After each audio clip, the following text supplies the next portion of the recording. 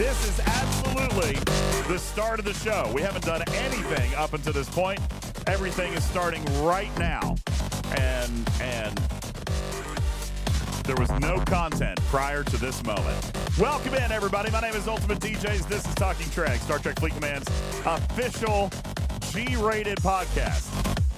And we invite you guys all in for a Talking Trek server sound-off as we've got a panel of experts today, Dastros, Jules Verne, and Tarpy talking about the Vengeance and whether or not this ship is skippable still, or if it is becoming more and more necessary. We will have you guys learn what might be coming in future content as well, and there might even be a leak or two. So let's get it started with a Talking Trek server sound off. You guys go ahead and punch it up in chat. We got Noon Whistle on 29 kicking us off, Dragon Keeper on 53. Thank you. Stradalorian on 9, Mitt on 9 as well. Johnny 5 on 44, Vic Nice on 33. Anika on 136 is a first-time chatter. Welcome in. Appreciate that very much. Vic on 33. Jadzia on server 67. Wait, what? 6? 6 or 7? Polar Bear on server 7, go for 130. Corellius on 13. Angry Lou on 36. Tabby Moza on 20. Does STFC actually have a server 67? I'm curious about that now. Do we have a server 67? Because you guys win. You guys automatically win. Because I lost to them. You guys automatically win every incursion from now on. Mimi, 61. Warrior on 89. Thank you. Paulo on 34. Jeff Games on 91. Quazel, 125. Silver Tab on 33. Tarpy, 30. Jules Verne, 44. Seethan on 86, as well as Tony Pie. Captain Sulu. Captain Sulu. Gonna have to work on your spelling. Or actually, that's spelled completely right. I'm just gonna have to work on my interpretation. Thank you. Yeah, Broken Wolf. Wow, dyslexia is raging today, Tarpy. Captain Slump. Actually, it's spelled Captain Sulu. Thank you on 45. Polar Bear on 15. Broken Wolf 99. Q-Dog. Welcome in. Peace or Assimilation on 57. Good God, this is bound to be the worst show of the year so far. Yeah. Hey, so far you're 4 days in. Also, this is his first day here. Of the year, this now qualifies. This is his first day here, and you said his name wrong. We're starting the year with the bar real low, DJs. Listen, here's just like Scopely. It's the plan. Yeah, that's right. This is the year of hell over here on Talking Trek, everybody. All right. Yeah, never too late to start a New Year's resolution. I resolve as of the end of this show to make good quality sound content. All right. Mitt, thank you for your 45 bits. Thank you. 50 bits. Tony Pine, thank you very much. Mitt, thank you guys very much. Appreciate it. Welcome in, everybody. Jules, we have a lot to get to today, and we're going to try to knock it out with a presentation A to Z on the Vengeance. Now, here's the thing. Why are we talking about the Vengeance today, Jules? This is a weird thing. The Vengeance has been out for what? 6 months now? 5 months? Why are we talking about the Vengeance today? Because there's a lot of people who are starting to acquire the Vengeance at a low spend rate. So it's not just for the whales anymore. In fact, as of a couple days ago, there was 1,701 Vengeance owners, and that was before the current Vengeance Acquire event is live. So a lot of people are starting to get this ship, and it's important now to kind of describe where we're at now that the content has sort of landed into a rhythm. It's more predictable in how to actually participate and score and level up this ship. It is now time for us to provide some content.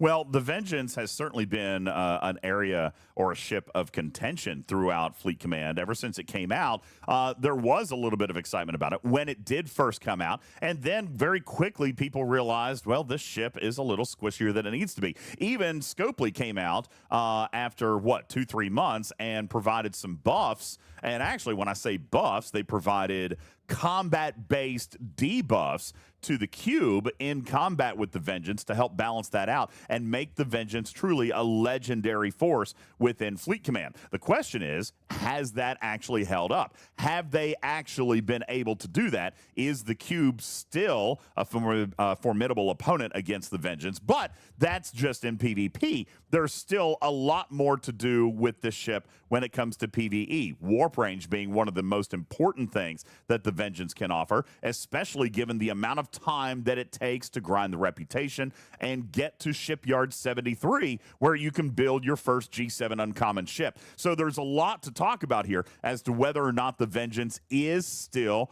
truly skippable. There are players out there who, for example, like me, don't yet have a Vengeance. Jules acquired his Vengeance early on. And so then there are other players. As a matter of fact, 89 players in the Galaxy, Jules, who have already maxed their Vengeance. Was that a fool's errand, or are they the ones who looked into the crystal ball and said, okay, now we have the supreme advantage inside Fleet Command, especially when it comes to G7 progression? We're going to talk about all of that, but I guess it starts with, how do we get the daggone ship? We've got a Google sheet that we're going to share with you in the graphics room. We'll pin it up as well. And Jules, tell me, what is it that we are looking here? What are we looking for when it comes to the Vengeance, and how do we actually acquire this ship? Sure. So for you, I would go into so you already have the ops progression sheet in here. And what I'm going to do is kind of walk through the pin posts that I've put into our circle. First is how to source this. Now, the only way to source this at this time is a heroic spend event. Now, this spend event actually changes. Once you've acquired the Vengeance, even if you acquire it while this event is live, another event will pop up with the exact same scoring metrics. This is called the Vengeance is Mine event. Inside that, what you'll see is there are a few different scoring methods, but the big ones are going to be G6, that's uncommon and rare at a low degree, so you have to spend quite a bit for it to actually be worthwhile. G7 to a much higher degree. And then there is going to be a couple of categories. Hey, James Bond, welcome in, and welcome all raiders. There is going to be a category in here, two categories for recent content. And I'm going to say the last like 2 months of ARC's content on here. So the current one is going to have Outpost Control Center, the common cores, and it's going to have the Fleet Commander Sigma credits. So those are new content and the primary upgrade materials for that new content. I think if everyone remembers when this first launched, the Serene Squall was in the last 2 months. That was part of that. Then the Dauntless came out, and that was part of it. Plus the research was part of that. So what we can say is that this will going to continue to evolve as we go through. So things, and this is the key tip here, things that you see that are a little bit more than 2 months old, for instance, the Outpost Control Center cores, I think it's highly likely next week, the very next event, that's going to be gone. And what's going to be in there instead is going to be Excelsior. Absolutely. Excelsior related. Absolutely. We've seen the ARC preview. We know that the Excelsior is coming. That will be the new ship for the January ARC. And with that, Jules, is going to come yet another new upgrade mechanic. And so what we're going to see in all likelihood is that the Fleet Commander Cisco points will be readjusted, and the new heavy score metric will be based on the Excelsior. That is at least for this particular time frame. But as Jules mentioned in this video, for it being timeless, this event will continue to be adjusted to contain scoring metrics for approximately 60 days worth of content. And that's the pattern that we've seen. Now, it's changed, right? Like when it first came out, G6 was much higher in its rating of how it could be spent, and you could get farther with less of G6 spend, but they've adjusted those numbers down. So what we've seen for at least the past month's worth of runs, maybe months and a half worth of run, has been this scoring metric for the G6 and G7. Who's to say if that changes? What I'm trying to point out to players who are being efficient with their spend is that you should probably use your common cores right now, because this is probably the last event that's going to have the common cores as a scoring metric. And the whole thesis for our presentation today, too, is not about, hey, you should go buy the ship or you should go buy packs to score in this event to get that ship. It is not that at all. All we're saying, and what the kind of the point of this was saying, hey, if you're going to spend on a spend event and this happens to line up with that spend event, or, you say, hey, I'm only going to spend when this event is live, you can find some synergies.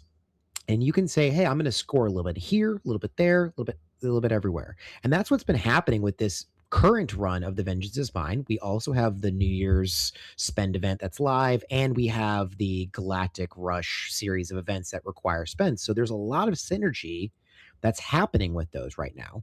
So there's a good time to say, great, I may actually pick up some extra blueprints, or I may pick up some extra parts if I've already acquired the ship by just controlling when I spend the G6 and G7 materials. When we're looking at the acquisition of this ship, and that's what we're starting, first of all, where do players need to start paying attention? Is this something we can start amassing at 67, 68? Is it a 71 plus build? Where does the Vengeance actually start being something that players need to begin preparing for if, in fact, the Vengeance is on their radar? Well, that's the hard part, because you do spend G6 materials in order to acquire the ship, but I think you also have to be Ops 70, which means for a lot of players who are being very efficient with their Ops progression, they'll get to 70 without much materials left. So how do you really save for that? I think the big thing here is that it's going to be aligned with your research and your ship's progression.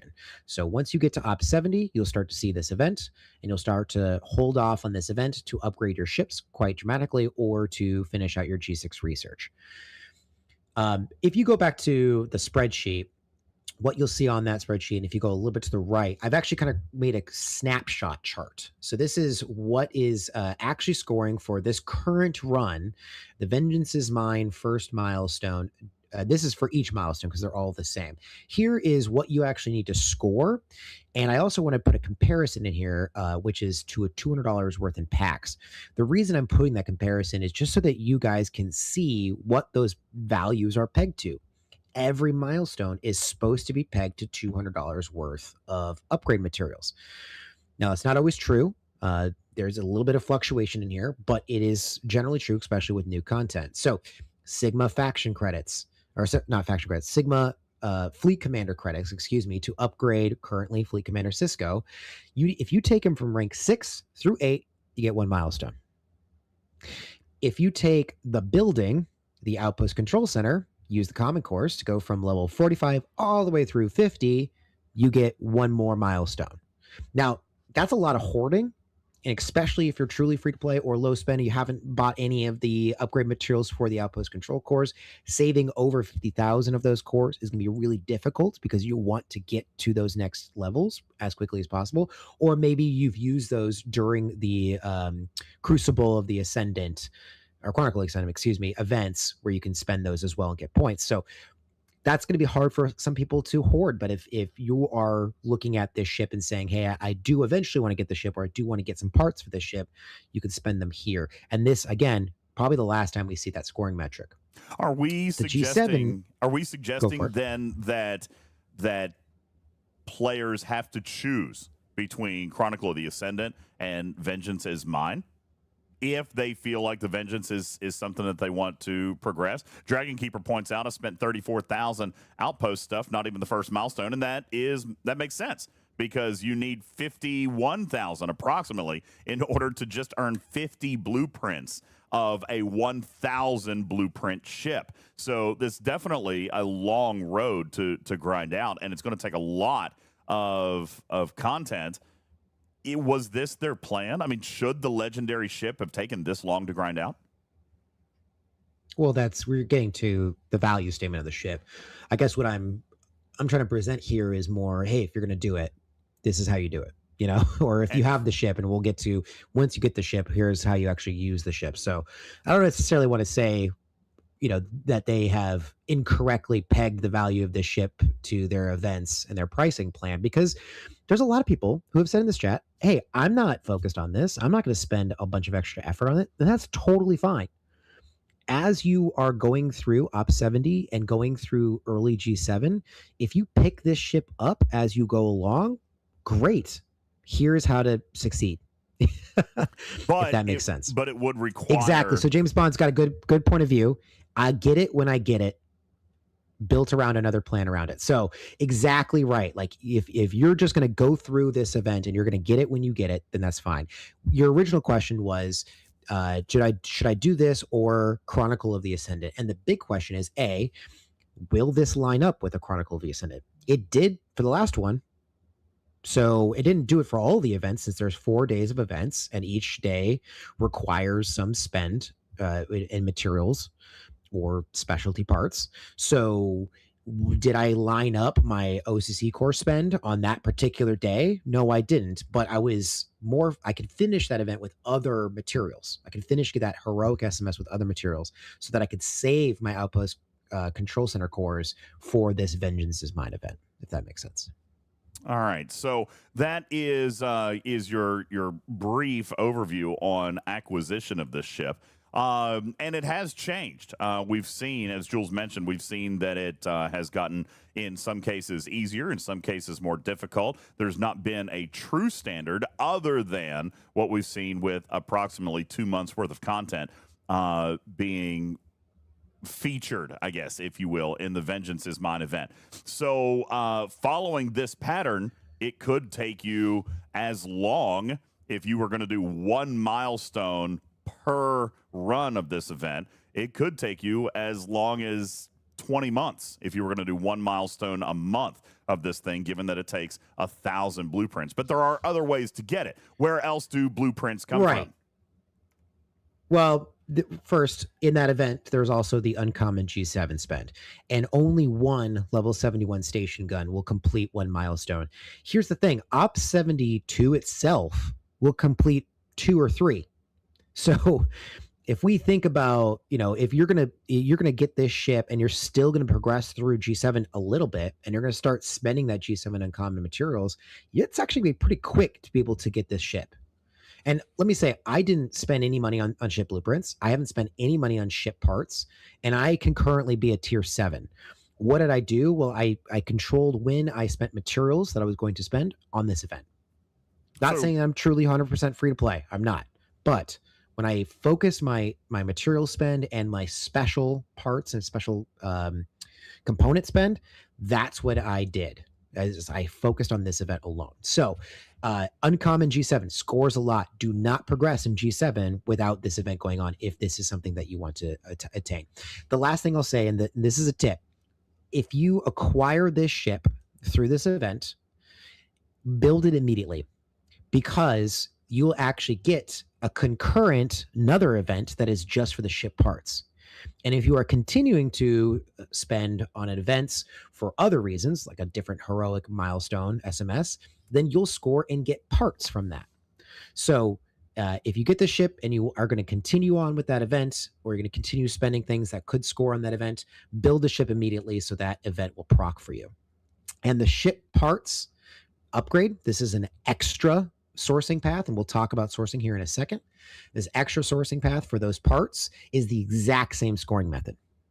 So once you get the ship, this event will continue to show up just as often as you've seen it here. It's just going to change into being parts. And how often does that show up again? Because it's usually like once or twice a week. It's not been consistent on a cycle or a period. Right. So it's not every Saturday, but it is about twice a week. Yeah, it seems like it's like every 4 days you get a 2-day event or something like that, or every 5 days. So it kind of happens on random days. Balbom's saying it's Tuesday, Thursday, and Sunday. Oh, you're talking about the Cold Directive event, not the Vengeance is Mine. The Vengeance is Mine has been kind of all over the place. And then DJs, you're pointing out the second place currently to acquire the Vengeance, which is using Plunder in your Outpost. That's right, the Outpost refinery. Again, I myself haven't been sold on this ship. I have not been pushing for it. You've kind of teased me a little bit about that. It's not something that I have pushed for, and I am not spending my plunder on it. That may be unwise at this particular point, especially if you're doing enough outposts to where your plunder is starting to rise a little bit. I am using plunder to pull officer shards. I'm using it to pull Fleet Commander Cisco stuff, the hierarch shards. premium mirror dust, for example, but I am still accumulating now with the introduction of elite solo outpost. I'm accumulating a little bit of plunder that may now start being wise to start dumping into the vengeance. I don't know. The math on that is pretty rough. 2,500 plunder for only 5 blueprints. So that probably not quite as effective as what you would be getting out of the Vengeance is Mine event, but still an alternative sourcing plan and an opportunity for you to earn additional Vengeance blueprints there. I'm curious as to some of the strategies that you guys have used in chat. What is the plan that you guys are using? Jules, now that you have acquired the ship, what are you seeing other players do with regards to their acquisition? Are they relying solely on Vengeance is Mine, or are some players using plunder for blueprints? This is actually a Destros question. So, DJs, like Joe said, I actually chose the second path where I split my acquisition of the Vengeance between Outpost Plunder and Vengeance is Mine, and it cut the time for me to get my Vengeance significantly. I started the month of December with probably in the neighborhood of 300 or 400 blueprints, and we're coming up on the start of the January arc, and I'm sitting on a tier 4 Vengeance because I did split and accelerated my blueprint acquisition through Outposts Plunder from the month of November through December with elites and regular outposts. The good news is, with regards to the plunder, it is a straight line cost, so there is no penalty for acquiring blueprints any faster or slower. I will point that out, that it is pretty much just 500 plunder per blueprint. So if you wanted to go with 5 blueprints or 30 blueprints, you could do that without any additional penalty in cost, which means that even though you may be accumulating plunder, there's not necessarily a penalty other than the cooldown. As Riskbreaker points out, there is a cooldown, but no penalty in a bulk purchase of these. So if I was going to dump all of my plunder, I could do that. I am still going to face a cooldown within this bundle, but I'm not going to pay more for blueprints if I decide to hold them to see how I may do in other events, solo leaderboards, Vengeance is Mine, et cetera, et cetera. And I will point out, DJs, explain the cooldown. That with this cooldown, it works a little bit different than we've seen other cooldowns. This 22-hour cooldown actually starts from the first time you buy a blueprint in that claim. So for min-maxers out there, you can, in theory, get 84 blueprints a day by doing 29 of the singles, 25 of the 5 pull, and then the 30 pull at the end. And your cooldowns will all reset the first time you pulled that first single blueprint. So you could go from, instead of 30 a day, to 84 a day if you time it and have enough plunder to acquire that many blueprints. So the native cooldown, folks, here is 30, and by working your button presses, as Dastros points out, you get up to 34, but that's it. And then, of course, that's only a 22-hour cooldown. Most people are not earning 15,000 plunder a day, so again, not necessarily a bad thing to stockpile that plunder and hold it until you get a certain amount if you want to look and see how you're doing in other areas of the Vengeance sourcing events. But as you can see, and as I just demonstrated on stream for the podcast audience, I clicked 2 5 pulls, and actually, Dastros, it might be higher than 34. I just got 40 by it would be 84 in a day. 84 29 for the single, 25 5, and then 30. So it's 84 is the maximum per day you could get if you had the plunder. All right. Now, the problem is, as Gopher points out, that plunder is the exact same currency for other things that you may be looking at, including the Hierarch, including Fleet Commander Cisco skill points, including the Fleet Commander seat unlock, the Sigma Commander credits. So you've got to be very, very careful on how you split that plunder spend between the Vengeance and anything else that may require your attention in there, including Mirror Dust. Just to be clear on the Fleet Commander seat, you can get 2 Vengeances for 1 Fleet Commander seat. So I'm not sure anyone's really going to be holding out 1 million plunder for that seat. By Grabthar's hammer, what a savings. I love it. Great value right I there. would also like to point out with, since we're talking about vengeance blueprints through the Outpost Refinery, there is currently the ability for players to have 2 vengeance in the game. However, by Scopely's mentality, that second vengeance is only coming from the Outpost Refinery. So if you utilize your Outpost Refinery to accelerate the acquisition of your first vengeance, you'll be stuck in a situation where you can't acquire enough blueprints for a second vengeance currently. No, you could still use the Outpost Refinery to gain another 1,000, right? No, you can only gain 1,000 blueprints from the refinery. It won't give you 1,500 as an option to get the second one. It is a flat 1,000 limit in the Outpost Refinery. No way. So you either have to get your first vengeance through the Vengeance is Mine event if you want to get a second vengeance. Now, I don't think anyone should get a second vengeance. Let's just start there. This is irrelevant. That's, the value is free to play lost in kind of values right there. That's lost in levels of free to play engagement right there. Shiz asked the legitimate question though: are 2 useful? Can they be useful? Jules, is that a possibility? I think that you're going to get choked on parts sourcing before you're going to find value in having 2. So no, I don't think that's useful. I did want to move forward and start talking about how to actually tier it and what it actually looks like once you've unlocked the ship. Now, you haven't unlocked your ship yet, DJs. Who knows after this weekend? But after this presentation. But once you've acquired the ship, there is a few sourcing paths for parts and efficiency models. So again, on the spreadsheet here, on the left side here, the big map with lots of colors on it is going to be your sourcing that you'll be getting on a daily basis from 2 different types of events. One event is called a cold directive. Now, this is a hostile killing event. It changes by what tier you're in, both the requirements for it and also the parts that you'll get from that. And so that's going to match the parts that are going to be required during that tier of ship. That happens 3 days a week. I think that was Tuesday, Thursday, and on Sunday. It's a little bit more difficult. It's the Breen hostiles, which are specially made to be countered by the Vengeance. You do not need a Vengeance to kill the Breen as far as scoring in the event, but you need a Vengeance to kill the Breen because they're just so difficult. Even a max G6 Epic is going to struggle to get more than 1. And this is the early events are going to require 32 plus of those. Now that changes over time, and what you get is different over time. Your second event is arena combat. You need to kill 5 ships, destroy 5 player ships in an arena combat. And it has coincided with arenas. It did when it was on a Monday, and it also switched when arenas were moved to Fridays. That's called Inevitable War.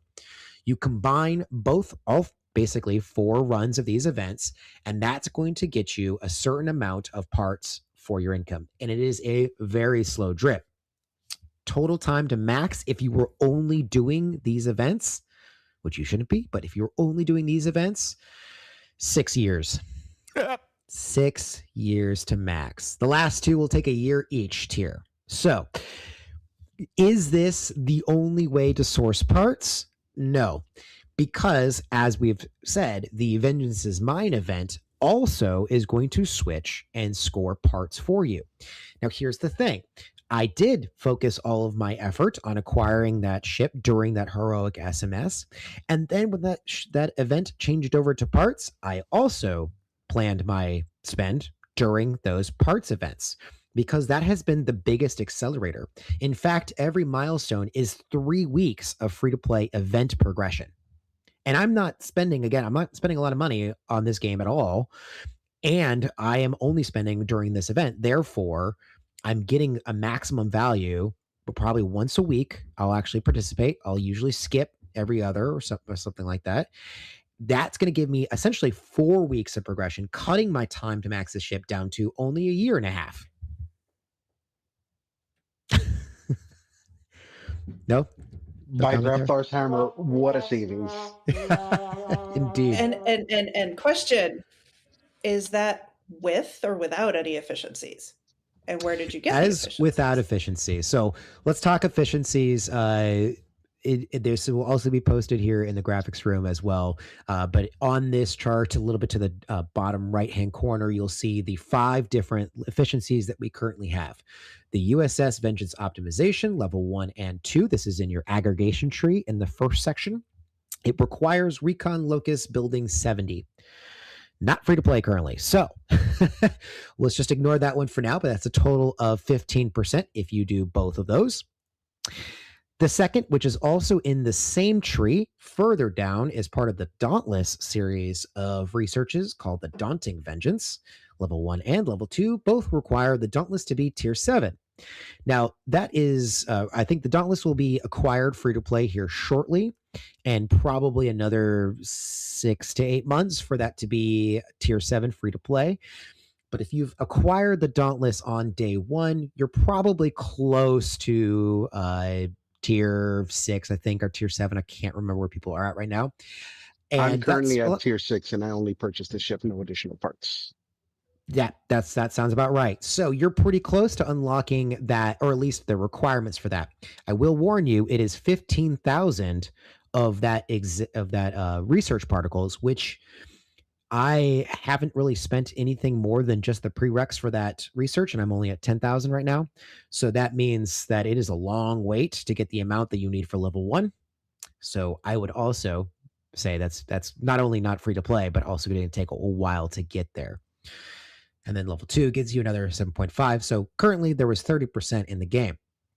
Then, just this past month, a new refit came out called the Node Infected Vengeance. I can't remember what else it is, but it's got spiky bits on it. Now, that refit cost $200. The first refit that actually cost more than $100. And that one is going to give you an additional 10% efficiencies on your parts for a whopping 40%. Now, quick math for everybody. I mean, this whole segment's about math too. So a little bit of math here. The efficiency model. This isn't 40% reduction in cost. Your efficiency model is your base cost divided by 1 plus whatever the efficiency you're getting. So your actual end cost is going to be 71% of what the total cost would have been if you have all of these efficiencies. So let's just be clear, when you're trying to do math of like how much am I actually saving, it's not going to be a huge amount with even all of the parts sourcing that we have today. 29% savings is what you would end up getting net. And so by that math, you could effectively come over here and take exactly 29% of the reduction away. Now, I mean, if you're talking about maxing it with all of the efficiencies, Jules, that drops 6.5 years to roughly 4.5 years now. Right. And if you're using my model of using that Vengeance is Mine event for additional sourcing, lowering that by about a quarter, then you're still talking about a year, a little bit over a year to max the ship. Now, will it take 1 year of time from the moment that you actually acquire the ship to the moment you get to Op 73 to actually get to that point? No. But we've already seen this ship hasn't been out for a year, and all of these things have changed. The actual SMSs have changed in what they award, how you actually get that. I think if people remember the pain that Griffin was going through trying to upgrade it during his the previous model of upgrade parts, where it gave you a roll, give you 10 rolls every time.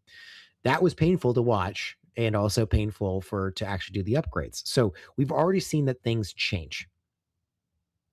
So I would say that if we're looking at 6.6 years, that's not an accurate timetable, because no one is going to be stuck with a strong box pull that's a limit 1 a day. There's always going to be some more sourcing. There's options for more sourcing depending on your spend in heroic spend events, not actually in store purchases. And there's also going to be probably additional sourcing either through efficiencies or other sources in the future. Now, so that's tiering the ship. The real question comes here, in which I saw Andy ask in the chat, do we need to max this ship? Everything that we do as far as timelines do usually look at completion of content, but obviously, no, this ship is going to start to become useful at a tier significantly less than that. Where would you, and this may be a very subjective question, so it may be unfair, where can you see the Vengeance actually becoming useful? Is this a ship that players can use and it be useful upon unlock? Right. So this is actually a question that I posed to both Destros and some other folks. And we've already seen some of that in the chat. Right around, if you have a tier 12 G6 epic, then you are just entering G7, starting to kill those G7 hostiles. And it looks like Welsh Warlock is saying, hey, my tier 3 Vengeance is killing my 72 hostiles.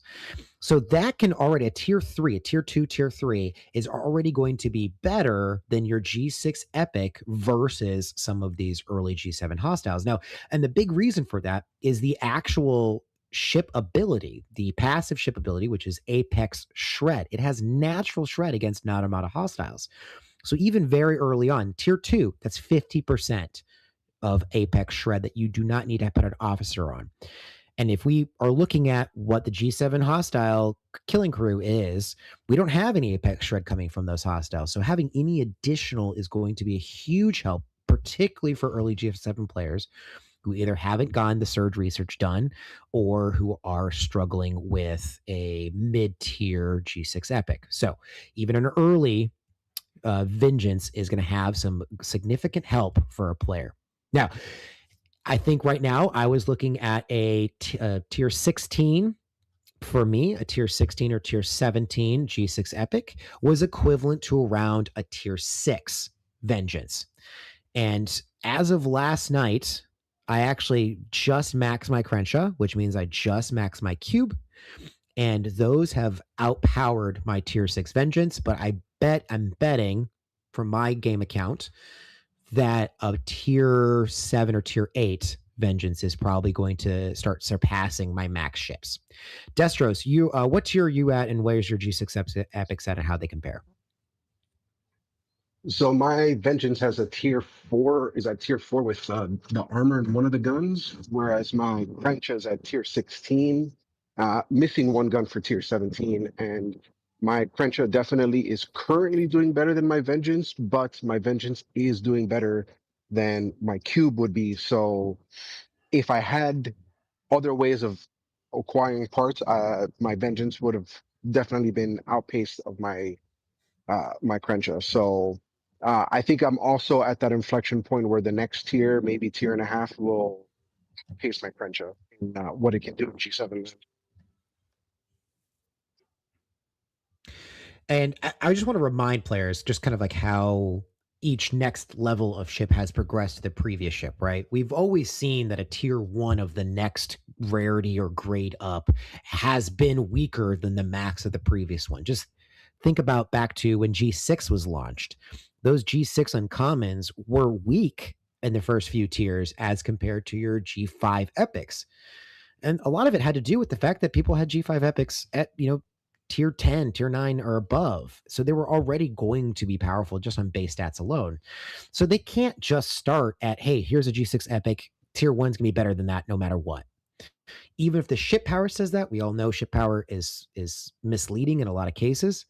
Just the raw power itself. It's all about its actual combat ability, its ability to actually work in combat through its officers. So below decks slots, it becomes a really big deal with entry level ships. And lastly, what the Vengeance did for how these layers of ships kind of stack together, right? We see G6 ships, G6 epics, right around tier 10 or tier 12 is where the Vengeance starts to be equitable, and it surpasses that when it gets to tier 8. Well, the G7 uncommons, they've come in, and early tiers of the G7 uncommons have failed against max Vengi. But we saw very early on, the very first G7 interceptor was at tier 5 defeating max Vengeance. So you can kind of see that is sort of where those trajectories go. But if the Vengeance didn't exist in that middle slot, then we'd go from a G6 epic at max just being slaughtered by early tier G7 uncommons, if that makes sense. So there was a massive leap that they were going to do in ship power and capability. And what they did is they kind of fit the Vengeance inside of that normal trajectory.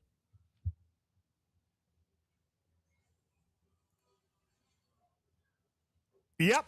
By the way, Jules, I think there's something awkward pause you haven't mentioned so far, and I just want to make sure it's in there, is that there is a T12 requirement to have a G6 epic before you can even build a Vengeance.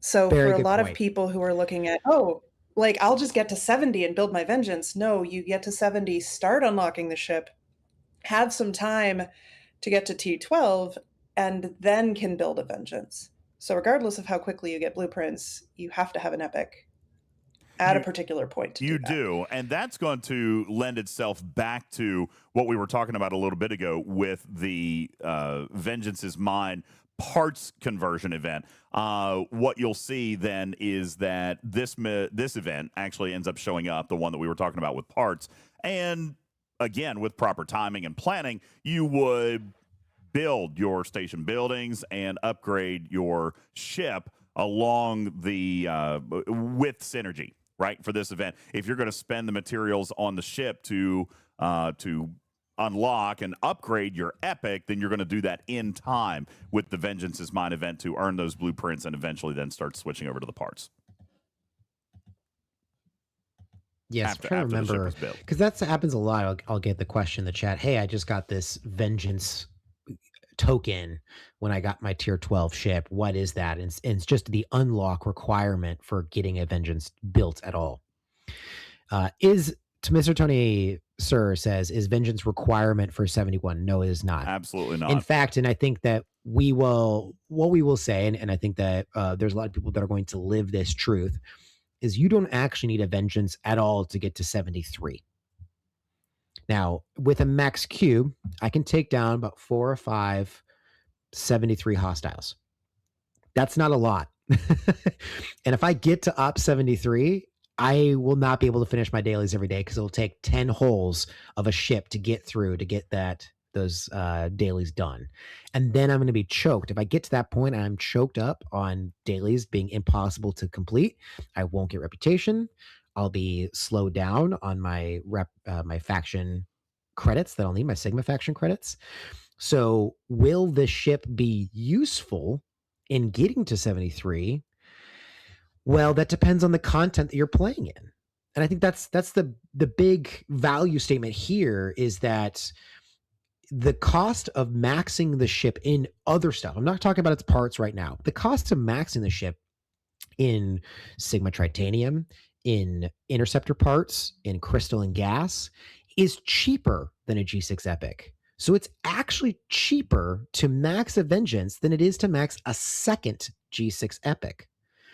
So when you're talking about planning ahead and planning what ships you're using, maybe it's, especially if the specialty parts sourcing starts to open up a little bit, maybe it's, hey, I'm not going to build the Crenshaw because that will compete for parts with my Vengeance if I'm going to eventually get that. Maybe I'm going for the Enterprise E, or maybe I'm going for the Scimitar, in order to kind of have the availability of parts and Crystal and Gas for my Vengeance if I'm going to use these as my 2 main ships, with my cube being my tertiary, my 3rd ship. And of course, as has been said in the chat as well, a max relativity can actually provide some early killing of the 71 hostiles. So it can get you into G7. And my advice for entering G7 has always been, if you feel comfortable with what it's going to take for you to do your dailies, go to 71. And if that is, hey, I can use my relativity as I slowly build up my G6 ships, go to 71, because then I'll be able to use my relativity. This is going to be the same advice now as we move to 72, to 73. Am I comfortable with the dailies tasks that I have to do using the ships I have? Is tier 12 G6 Epic going to be enough to get to do my 72 hostiles, my 72 dailies? That's up to you. Maybe that will be really painful, take a lot of holes or a lot of time, and I don't want to do that. Or maybe you say, if I have a higher tier G6 epic, or I just got my vengeance and it's early tiers, but now I can get up and actually hit those 72 hostiles more easily, then that is going to make your progression through early G7 less painful. So is that a value statement for saying, hey, the vengeance is great, you should totally get the ship? No, it's not. But it's saying, if I'm going to work towards the ship and I'm going to eventually acquire the ship anyways, will it be more useful to me than saying getting another G6 epic ship? And I think my thesis is yes. My hypothesis is yes, it is going to be more useful. It's going to be cheaper to upgrade. You'll get it to a better point, and then eventually it will surpass your G6 epics. The last thing I'll say about the value of the ship too is the outposts and elite outposts. Having multiple strong ships is really beneficial for punching up in that mechanic. And that mechanic, particularly starting if you can start to hit those 73 level outposts, is going to pay out a ton of that credits, the outpost credits themselves, which are useful for progressing in G7. It's going to give you a bunch of uncommon, a bunch of resources, and even early sourcing for rare materials that you can't get anywhere else. So if you want to progress faster through G7, you're going to want to be able to punch up on the outposts, and it may take getting a vengeance even an earlier tier to pair with your G6 epic and your cube to be able to actually punch up on those outposts. As a point of comparison, without the vengeance, and this is something we were actually talking about on a stream here recently. Without the vengeance, I'm just using the cube and the Crenshaw, which is tier 14 for me. My cube is limited to, I believe, tier 16 because I can't max it because my Crenshaw is not maxed.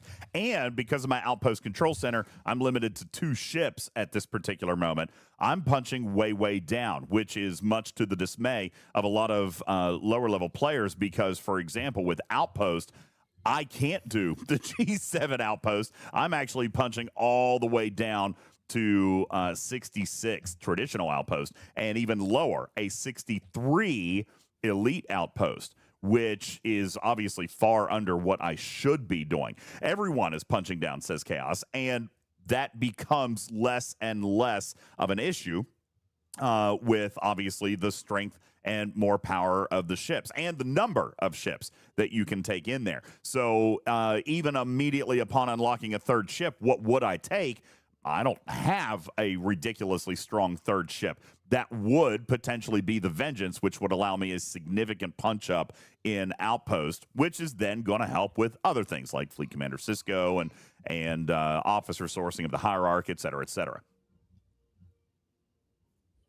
Now, And before we move multitask. into crewing, and I want to give a chance for Destros to come back if he can. I wanted to talk a little bit more about the events real quick and kind of end up with some tips and tricks and then talk about the other event that we haven't talked about yet. There is a parts conversion. So we go through common, uncommon, rare, and epic as you go through the tiers. Now, if you say overspend on a heroic SMS and you get more of, say, uncommon parts and you get into tier 8 and you start needing rare and you're saying, I got all this bunch of this uncommon parts, there is a 1-to-1. It's not actually a 1-to-1 conversion, but there's no tax for going up or going down, including in the event rewards. So they've actually correctly tied the amount of rewards you get in an event, the amount of rewards you get from an SMS, and the conversion ratio are all exactly the same. So you're not going to be penalized for holding back your progression on your ship in order to maximize an event, or to say I want to bulk upgrade my Vengeance at a different time than these events. So you're not going to be penalized for working those events and working those SMSs with a lower tier than you could have. Just want to put that out there. There's no cooldown, there's no tax on those conversions, so it's very easy to put those forward. The last thing is always after a Vengeance's Mine event, another event pops up for all players who owns a Vengeance, and that is called Project Dreadnought, and is a regional leaderboard. So your solo leaderboard with your entire region in it. and it's going to give you some materials. Now, this is the materials are here on what actually gives you. I don't think I have a screenshot of the event itself, but it is the refits. It's the tokens to unlock the refits. This is also going to be really confusing for tier 1 to tier 4 owners because they can't even see the event store option that spends these achromatic automation arrays. So you're going to be participating in an event that awards a currency that you can't spend yet. Just so we're all clear. It's never happened before. Yeah, right. And you can only see the actual refits that you can unlock for the tier that you've unlocked. So currently I'm tier 6. I can see cloaking, but I cannot see the instant jump and I cannot see the summon ability unlock. They all cost 48,000 achromatic automation arrays, which would require you to place first on those regional leaderboards or place multiple times on other leaderboards. I equate that more to the original jellyfish sourcing, where you're all fighting, and if you don't get first, you basically don't get it at all. Because the amount of part spend that I've been seeing in some of these regions, I've been tracking them for a little while, is like multiple months of sourcing for a low spend like myself. So I don't think that this is the sourcing path for those refits. If you really want those refits, you got to go crazy on those events. Currently, you can't even purchase them in a pack, so just ignore them. Ignore them for now. I do think that the jump and summon ability, if those were offered at an earlier tier or if those were purchasable, I think it becomes a very interesting ship for G7 because it becomes the space taxi for G7. It'll get you to the 74, 75, maybe even the 76 systems in which you can then summon up, miners, you can summon up your other ships to fight the hostiles, or any other, if you want to go find a high system to go hide your base in. I think that ship is going to be very interesting if you can get those refits and those active abilities. But right now, oh, okay. So Balabom's saying they're all purchasable when you get to max your ship for $500 each. When you max the ship, I mean. So for the price of 1.25 Fleet Commander Cisco slots, you can buy each of those abilities. Oh my gosh. This is absolutely terrible.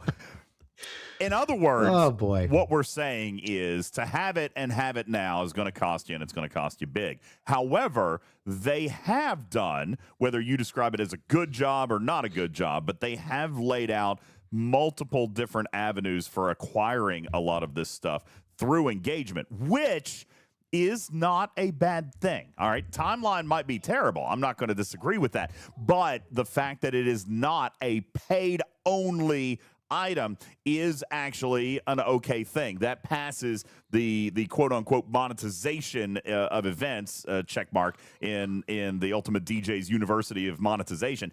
It passes that because you can buy it. You can buy it now, right? But you can also grind it. And I think that is important. You can call it a cash grab, and we don't have to necessarily agree on the value of it.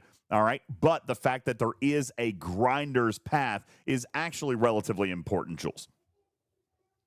Well, it's a regional leaderboard, so I don't know if that's grinder's path, but I hope that changes. The sourcing for that changes in the future.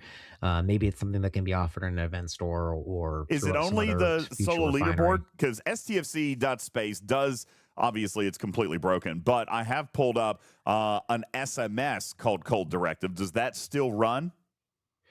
That Cold Directive is for the parts, not for the active abilities. Okay. So right. Well, that's the one you see for the parts that you'll see 3 times a week. Okay. So the last thing is really about crewing, and I'm glad Destros is back. So Destros actually has a couple of crews, but I thought it was interesting. You went through the Prime magazine the other day, and it showed what the most popular crews were. Yeah. And I think the most popular is what everyone's using for their G7 dailies, which is Janeway, Seska, and Suitor. Key to that is going to be Pick You down below, and Wrath of Khan Joaquin, and also other useful, like all of the Voyager officers, Torres, Kim. So those are the ones. I think that's the top use one. Destros, do you have a different crew that you're using for, say, the Breen hostile specifically? For the Breen, when I was early tiers, I actually used SMW Uhura as captain. That was mostly because Uhura gave some more crit damage, so it let me kill them quicker, so that they wouldn't get a second or third shot off after the initial hit. But in hitting tier 4, I actually switched to using SMW and Benga. So the original G7 hostile, G7 Veiled crew is what I was running.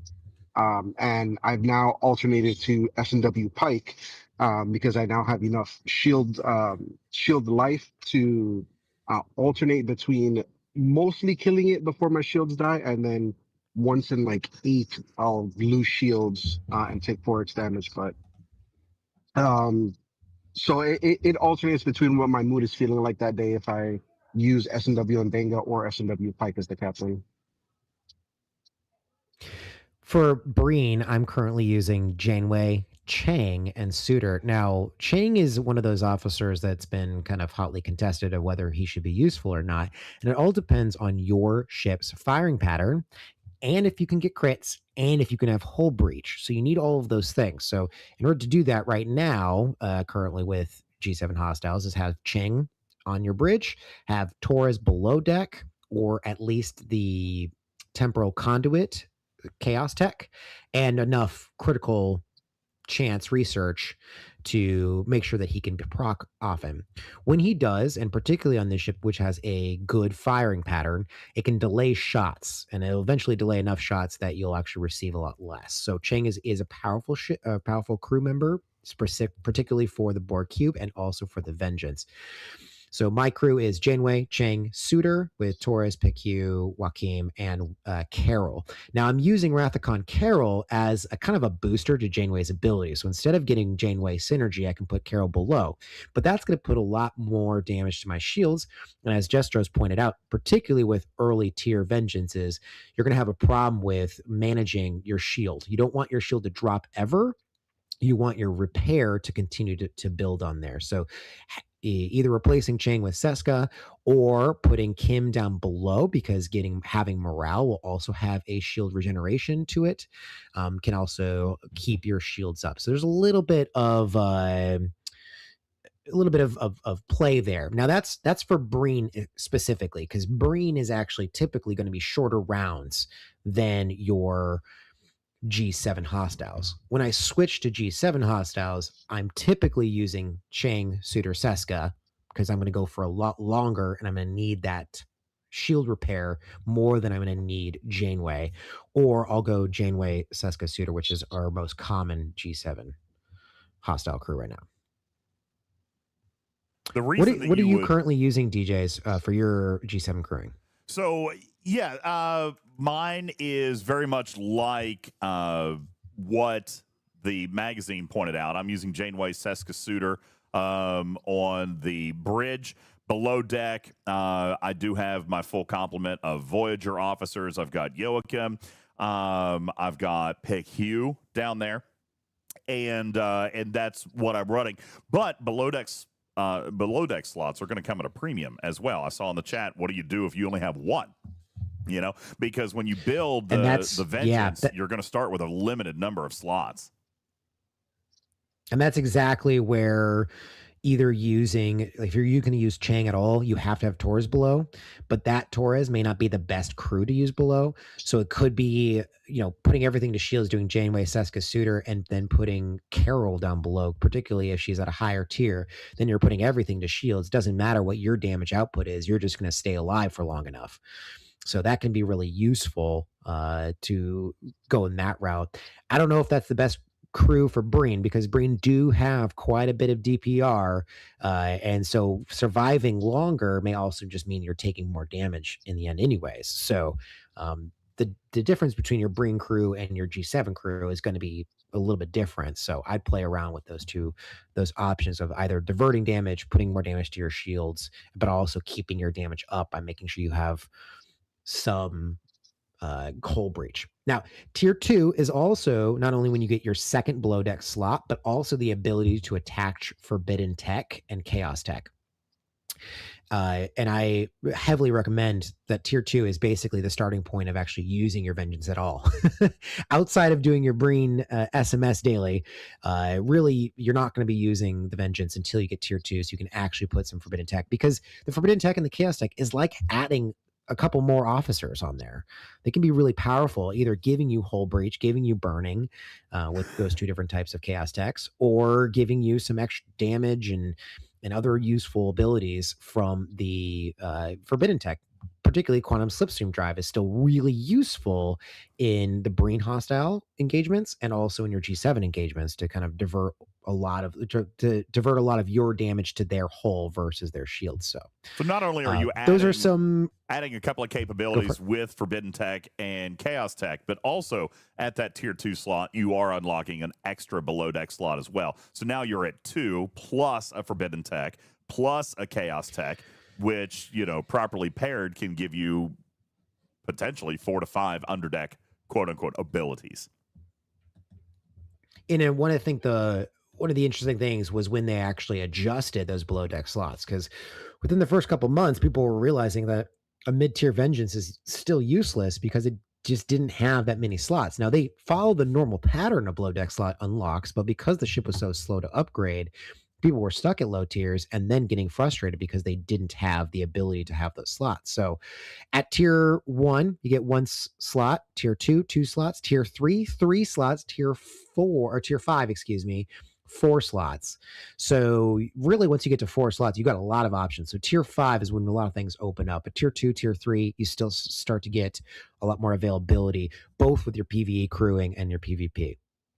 Now, talking PvP, I am not your PvP player here. I was hoping Griffin would be around so he can give you some PvP advice with his big, strong vengeance. But I had the opportunity to actually take on Lostin not too long ago. Lostin, if you're in the chat, shout out. And he was using the new crew with the Hierarch, Nog, and Ezri. What's interesting about the Hierarch is that it is multiplying your shots. The vengeance firing pattern is very interesting. It goes 4 shots from the first weapon, 4 shots from the last weapon every single round. This is huge as compared to G6 epics, because those G6 epics are only firing essentially 1, maybe 2 shots and 1 or maybe 2 weapons every single round. So this is a huge change, and that shot increase ability is going to be magnified on a ship like this. So I think that the Hierarch's crew, that actual PvP crew, is going to be more hypercharged on a ship like the Vengeance than it would have been for the G6 epics. So even using a crew like the Interceptor Strike team is now sort of antiquated with this new crew coming in, and especially at higher tiers when it can actually have more consistency in getting you a state procced. And yes, Lost In, I did throw a ship at you, and I think I did get a shot off, and you got like 30 shots against my Crenshaw. So it was depressing, actually. So we're looking at here at the Hierarch, which increases shots by 120% with the synergy going up to 200%. So taking a look then, for example, at the firing pattern of the Vengeance, even at, you know, no synergy, which Lost In was using synergy, but even at no synergy, you're taking 4 shots, multiplying that, 4 times 1.2. That's going to take you up 1 entire shot, and then adding that synergy could get you up to 4 additional shots, and that's per weapon. Even in round 2, when you've got 2 shots times 1.2, that Hierarch ability is not going to give you any benefit on the second and third weapons in round 2 without synergy, but adding that synergy in could get you up to an extra 2 shots. So what you're looking at with the Hierarch and a full synergy crew, in round 1, you're looking at 8 extra shots. But in round 2, you're looking at 12 extra shots. And with the DPR of the Vengeance being what it is, I mean, that's relatively significant. We've always talked about the power of extra shots being even more important than isolytic, just because it is a completely new shot. And I should point out, you're actually doing isolytic on those as well. So taking a slightly smaller isolytic cascade bonus or a slightly smaller damage bonus is okay if it's at the sacrifice of extra shots, because you're going to get all that critical, you're going to get all that isolytic, you're going to get all that shred on those extra shots anyway. So running Hierarch with full synergy makes absolute sense, because you're going to basically double the ship's output when it comes to DPR. Or even using the Hierarch one side officer like Esri or Nog, depending on what you're actually going for, and then a status officer like Lorca or Specialist 7. So there's definitely ways of manipulating that crew to still be highly effective, even with early tier Hierarch. Yeah, I'm looking. What is the synergy on one side of Hierarch? The Hierarch 40% on one side. So that would get you up to 160%. So then taking those 4 shots times 1.6, you're going to go up to 6 shots there instead of 8.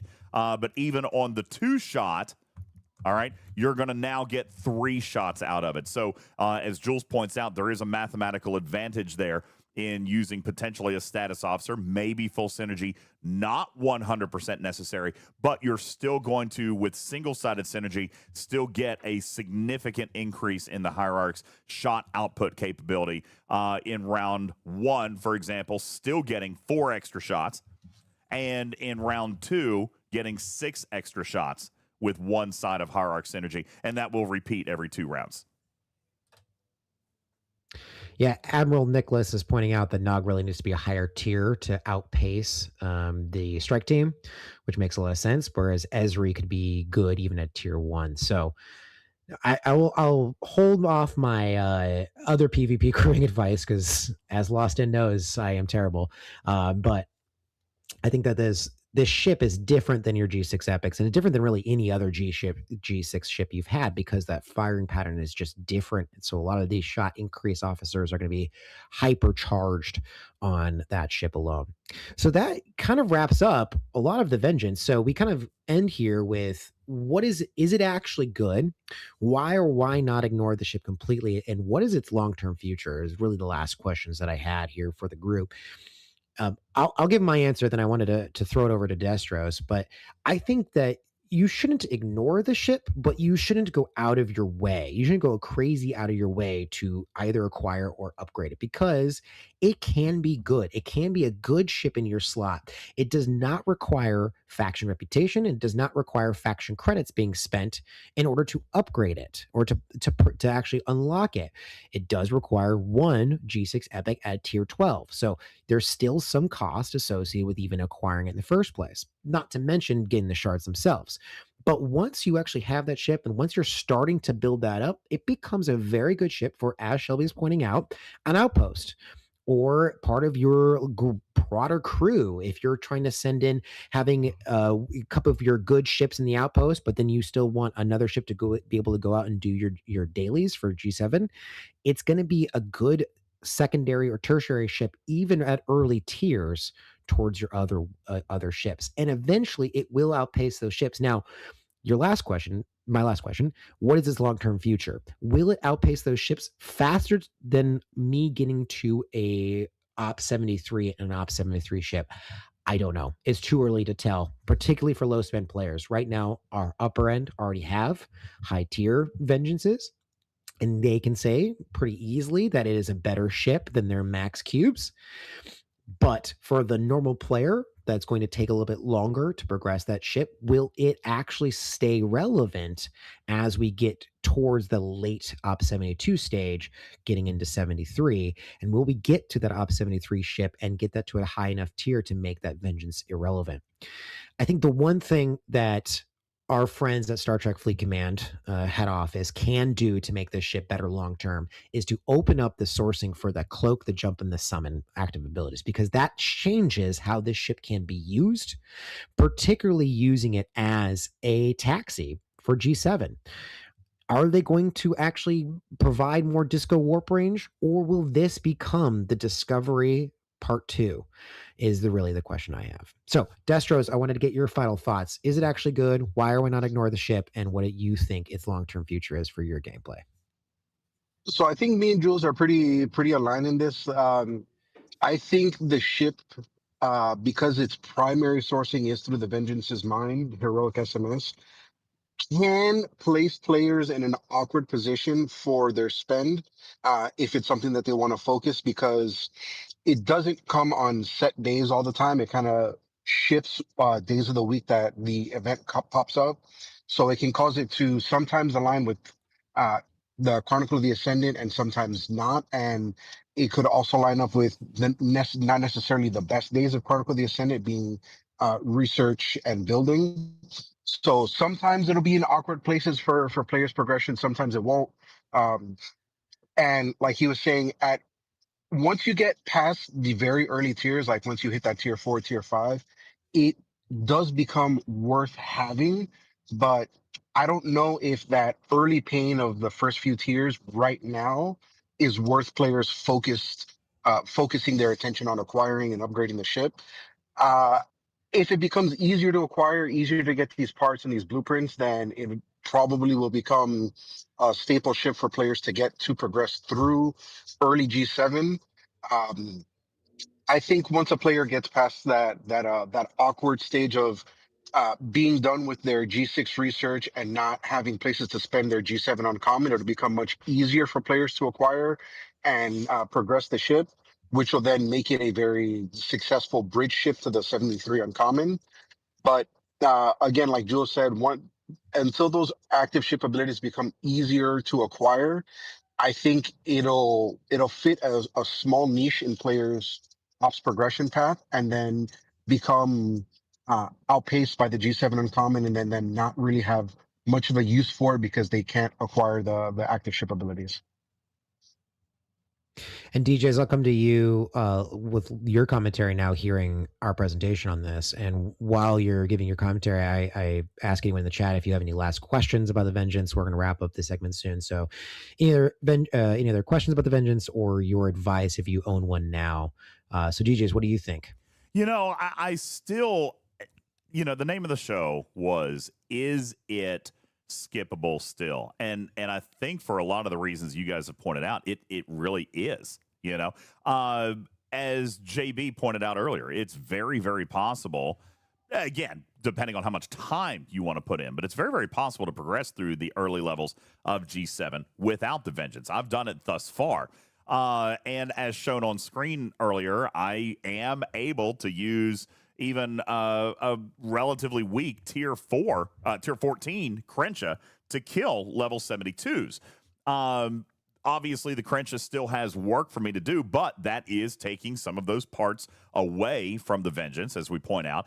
To me, this still does not provide a high degree of utility, I think, for me. Now, the question that you mentioned as far as Disco and this becoming the new G7 space taxi, I think we have to look at that. I do not expect, and this is just me, I do not know, we've not discussed it in any way, shape, or form, but simply the fact that this ship and that summon ability exists, which exists with literally nothing else other than the Eviscerator, which is not capable for G7. Okay, and the Disco, which is not capable of for G7. When we saw the expansion of the Disco into G6, there was nothing else that provided that capability. Now that we do see that capability present in the Vengeance, I can tell you, just based on my gut, that we will not see the Discovery become compatible with G7 when it comes to summoning. I think the Vengeance is going to be it. So I agree that I would like to see those abilities become more available, more sourceable for players who are now coming into their Vengeance era. But I don't expect to see Disco expanded for G7. So I think it's going to be, I think it's going to be the Vengeance if you want that long term. Yeah, no, I agree. I think that's going to be definitely a longer time frame for people to get there. And looking back in the chat, Lost In was saying, I lost where he actually was saying that. But if you're worried about sourcing, it won't be a great ship for you. Use Plunder for other sourcing and work on ops towards Op 73. To that comment, though, there is about 1 million uncommon parts that are uncommon materials that I still need to spend. And I'm just doing some quick math. That's 55 million. 55 divided by 1. While you're doing that math, that's 36 milestones. Obviously wouldn't take that that long will to do unlock your ship. 36. What? Nothing. Question regarding that. I should go back. Are the milestones universe? Are they evenly spaced? Is the cost per blueprint universal all the way up? Yes. 1.51 something. Yeah, 1.5, 1.52. Okay, very good. One thing that I wanted So to... it's the same efficiency no matter what milestone. But I guess my point is here is that you're going to hit 36 different milestones on your way to Op 73. That's not only going to unlock your ship itself, but it's also going to get you several tiers on your ship. So if we're talking, hey, by the time you get to Op 73, normally, if you have only upgraded your G7 buildings during this event, then you will already have a low to mid tier vengeance without even trying, without even spending extra time, extra materials, or even new currency on that. So you'll get the ship eventually, and that's where I think a lot of players right now aren't seeing that. If you are tracking when you are actually spending your materials to line up with this event, you're going to get it anyways. And are you going to make the best use of it, or is this something that's just going to sit in your dock unbuilt? And I think you can still make good use of it. Here's several tips on how to use it. Here's several crews in this segment. I need to circle back to Sandra because I think she corrected me on math with regards to shots and the hierarch. I believe that I might have been in error on that. I'm going to come back and check this because the hierarch is providing a bonus. And so the number of shots that I gave is actually too low. If we're looking at synergy, she's providing an increase of shots by 120%. And that's with no synergy. So that is 120% increase on top of the base. So that's going to be a 2.2 multiplier. With no synergy, let's redo these shots. All right. And Sandra, thanks for calling that out. Let's redo the shot math there.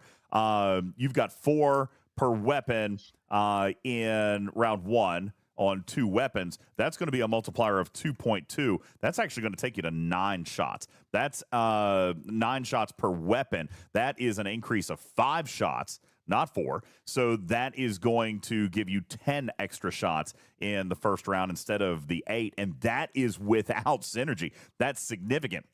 If you take her and you boost her up to 200%, okay, then you're going to take 4, multiply that by 3. That's going to give you an increase of 8 shots up to 12. Not only that, but you are also going to be looking at the round stack. And this is why Lost In was pummeling Jules Verne with 30-some shots by the time he got into his battle, because you're looking at a 2-round stack, okay? The hierarch increases shots by 120% for 2 rounds on round start. So let's do the math on that. Let's take a look at, by the time you get to round 2, now with full synergy, you're at a 400% bonus. All right, and that is additive. So it's going to be multiplying your shots by 500%. So that first weapon is now going to give you 20 shots. That's the first weapon of round 2. 20 shots compared to the base of 4. Hierarch with full synergy going to make a huge difference there. Weapon number 2 now going from 2 shots to 10 shots. All right, and this is all in round 2 because hierarch is a 2-round stack.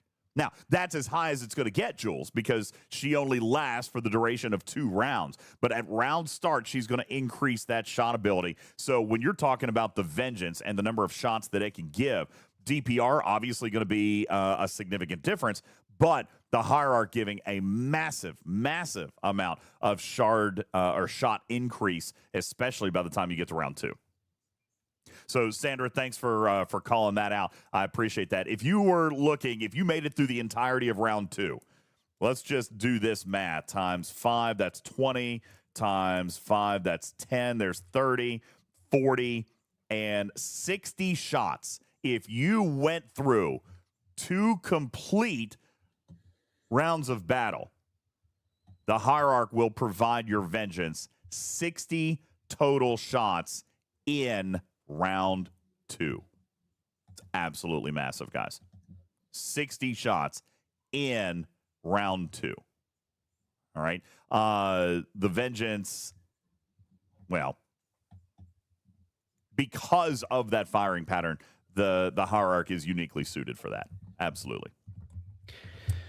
Indeed. To answer a few other questions in chat, or just to read off some other comments about the vengeance itself, Angry Lou a while ago was mentioning that don't forget the cost for the G7 ships to run, the repair cost for those, compared to the vengeance. So even if you have a max vengeance and a G7 in common, you may still be using your vengeance for dailies for a little while until you get to the point where it's no longer useful.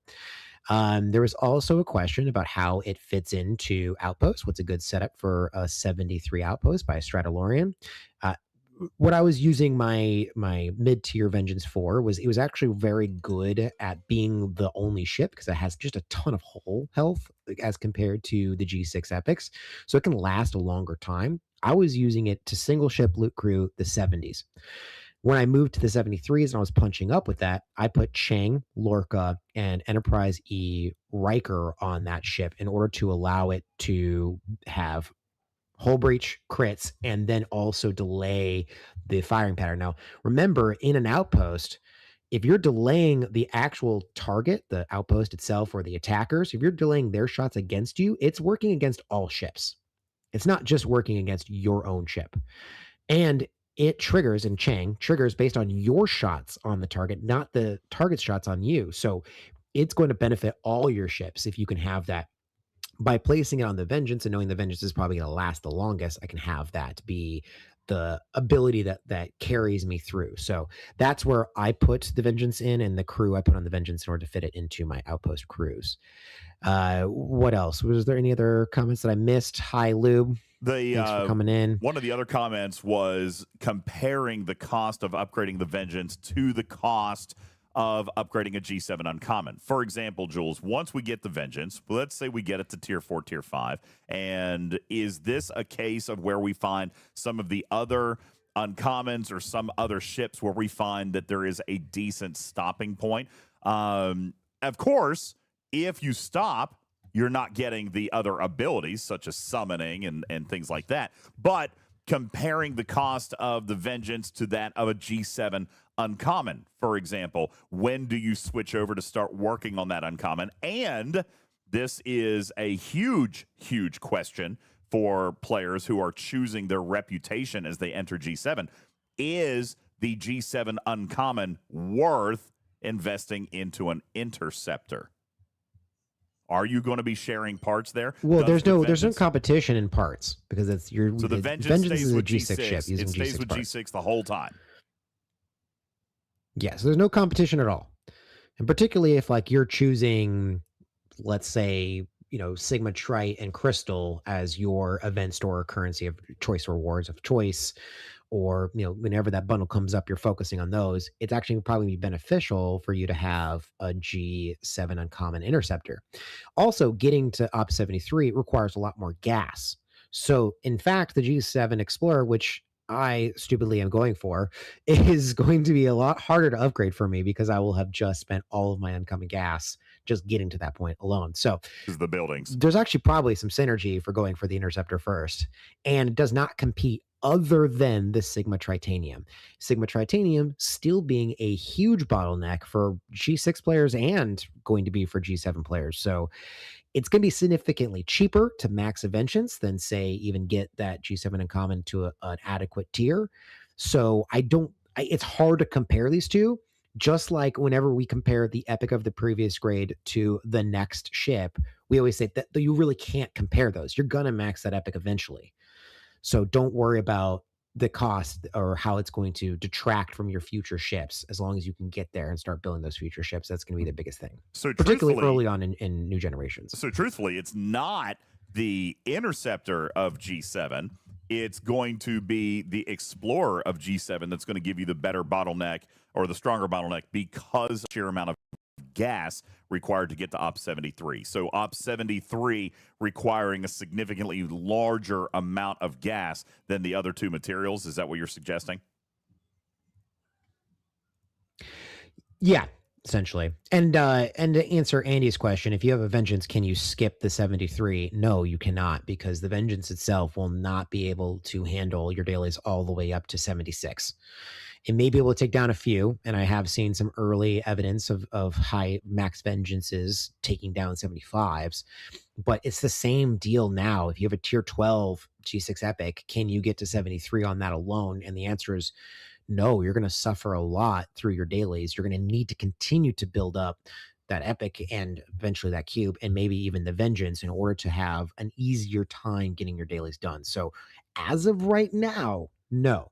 But maybe not. Power, as Lou points out, power creep may affect that. And the max vengeance may be the ship that is required for you to then skip the G7 Uncommons. It's too early to tell now and too early to make that call. Based on what we just talked about, for those in the podcast audience, in the audio portion of the show, I'll just point out, for me, at my particular stage of progression right now, that's absolutely the case, in which for me to reach Shipyard 73, I need almost 25% more gas than either of the other two. I would be looking at roughly 450,000 ore, but 550,000 gas and only 250,000 crystal. So definitely pointing to the fact that the G7 uncommon requiring gas may be a little bit trickier of a position for some players. And unfortunately, Jules, that's where I find myself as well, as I am pushing Romulan reputation. And the first ship there is indeed an Explorer. It's going to make it more difficult for me to tier the Romulan uncommon because of the sheer amount of gas required to get to Shipyard 73 in the first place. And my last point to put the nail in the coffin of the vengeance currently being the skipped, or the ship to help skip the 73s, with Grush and Quantum Subsume Drive, the max warp range of a vengeance is somewhere above 3,500 warp range, which is system level 75. System level 76 to hit the 76 hostiles will require a warp range of 4,000. So currently the vengeance can't even reach 76 system to complete those dailies. So not only are you going to struggle to try to even get to the 75 hostiles, but you're also probably not going to be able to reach the 76 hostiles if you cannot build that next ship immediately. So we'll see if that changes and if more warp range is added. But I think right now it is really just a early G7 ship that can help bridge the gap between where you are with your G6 ships and where you want to be with your G7. So without the assistance of Grush, where can a vengeance reach now? Can it clear the level 74s without sacrificing capability? I think so. I think Lost In has been able to do that. I'm not sure if you have. I know Griffin has been able to kill a 74, at least one or two. I do at this time need to head out, but I'm happy that this was a successful segment, I think. Yeah, absolutely. And it may actually change my tune a little bit here on how I progress and chase this ship, as it does look as though it may become a little bit more necessary, especially since I have already, by choosing Romulan, have handicapped my ability to upgrade my G7 uncommon. Lost In says that a vengeance can clear the 74s, get to the system, and be able to kill a handful, maybe 4 or 5. However, Sugar Red points out, well, listen, if warp range is a limiting factor on the vengeance, can it be the G7 space taxi? And that is something yet to be determined. That may be a point against that, unless they do something to, increase that warp range. Obviously, the ship at max is not going to be able to kill 76s or 77s. Maybe power creep can change that, but it's certainly not going to be efficient by the time you would have your G7 uncommon or rare to a point where you're going to be doing that. It would be nice to see additional warp range on this thing if it is indeed meant to be the G7 taxi later on for the higher G7 systems. What is probably more likely, now seeing that piece of information, what might be more likely, Jules, is that they're going to add additional refits to the G7 ships that will allow them the instant jump like we've gotten now with the G5 and G6 ships. I think the instant jumps actually already exist coded in the game. For G7 ships? Okay. For G7 ships. Yeah, so they already have an instant jump ability. But like as Loston is saying, pulling your G6 miners into a higher level system to allow them to actually mine on an open node and a not broken one is very valuable right now. Anyway, that ends my time here on the show in this segment. Thank you so much for listening, everybody. And, go enjoy your vengeance. Ladies and gentlemen, the mad scientist, Jules Verne, thank you with the A to Z on the vengeance. Appreciate that very much. And our plan is to break this into a couple of YouTubes. I'll work on that this afternoon.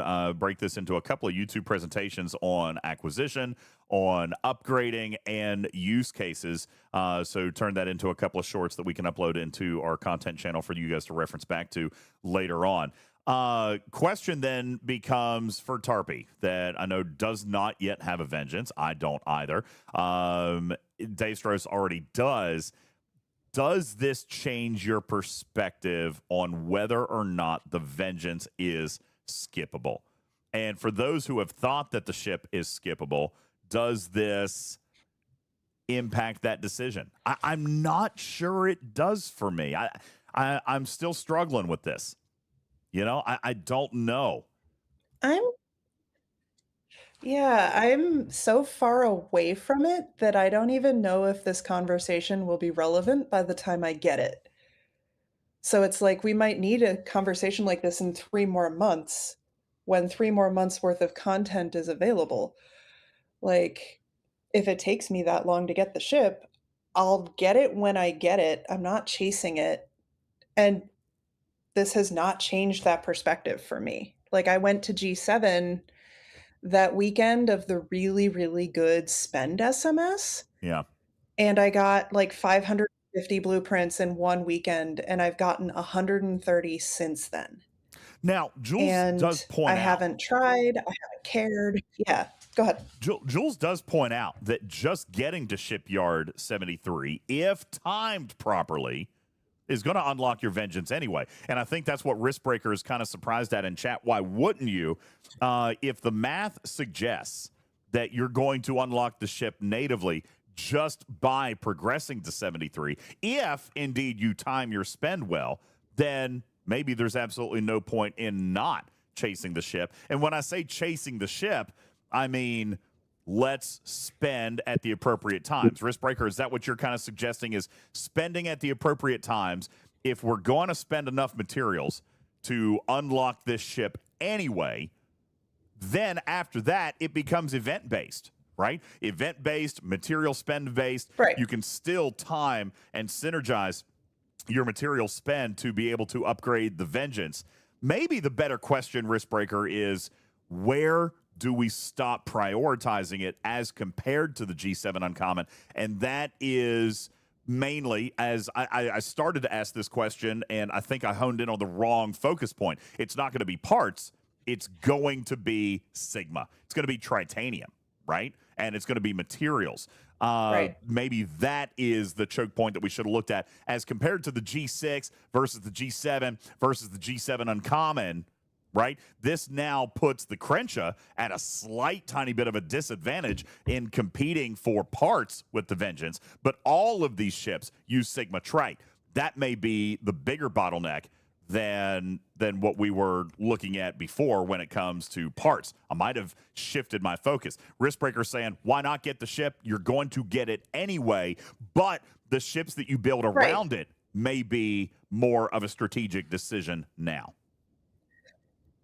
And that's been my plan, but I haven't valued the officers in the last 3 months. I haven't valued how they've organize the spend events for the last week. So I'm sitting on 40,000 rare crystal that I could put on my Crenshaw, but I don't want to. Woo! Because the spend events are so bad. Can I have it? So it's the, you're telling me go get the vengeance, but it's also the spend events haven't been what I've wanted for the last several weeks. But as a result of that, I think this is where. As a result of that, though, I think hang on, Daystros. Hang on, Daystros. One thing. As a result of that, Tarpy, just to that point, it's not vengeance blueprint acquisition that you're holding back. It's actually building an ops progression that you're holding back. If you time it, right? If you're not spending because you don't like the events or you don't like the rewards or you don't like the officers, then you're actually holding back building progression that could get you closer to 73 and therefore closer to getting the 73 uncommon.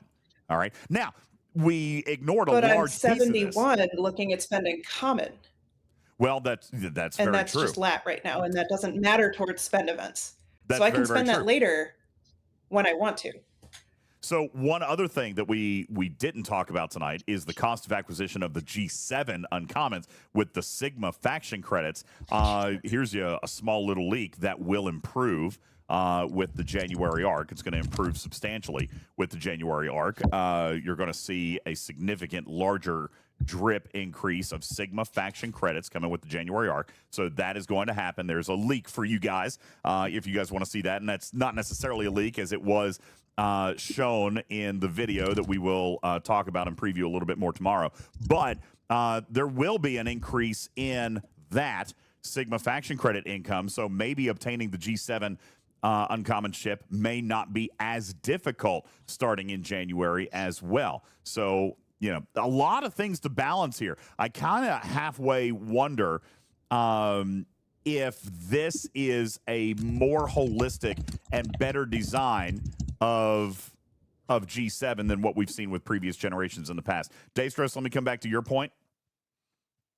Yeah, I was actually going to echo what you were saying, DJs, and kind of what Tarpy was saying, that I think players shouldn't look at their progression anymore in terms of what spend events is coming, but what officer do I want? If I don't want, for example, the status control team, that was 2 months where your player could easily and happily skip spending and save it for something.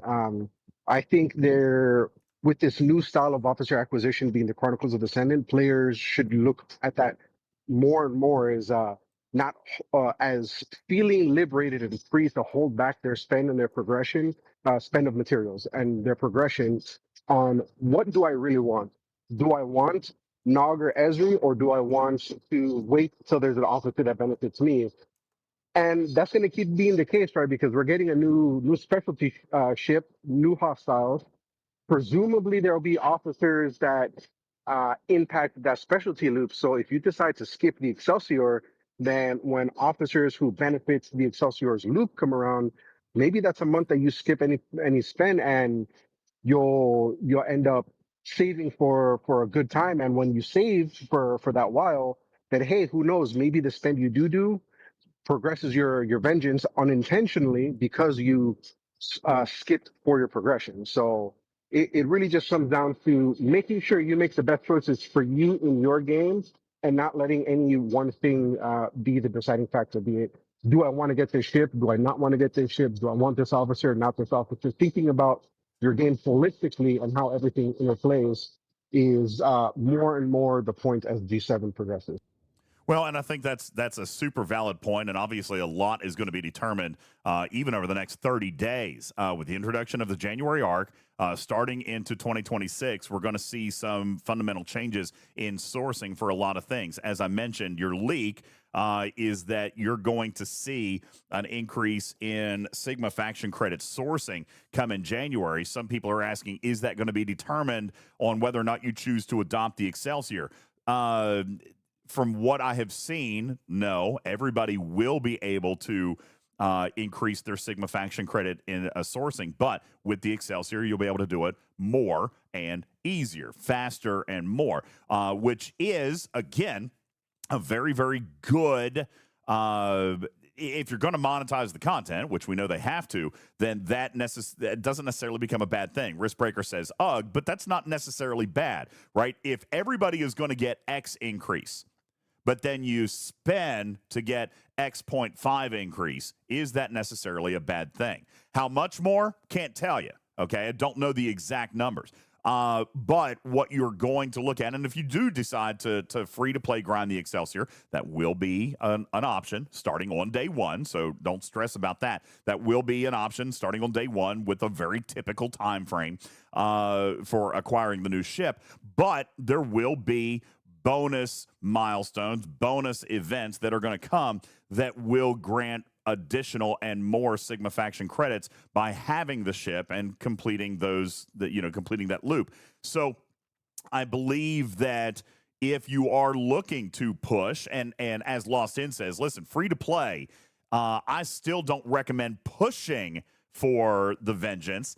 We may see that if the material cost, Lost In, if the material cost required by getting to Shipyard 73 is going to get you a Vengeance anyway, okay? If that's the case, if Jules made that statement, and I believe it to be true, if that's the case, and you're going to get a Vengeance anyway, then pushing through a couple of tiers, not necessarily a bad thing while you're waiting to unlock and progress with your G7 Uncommon.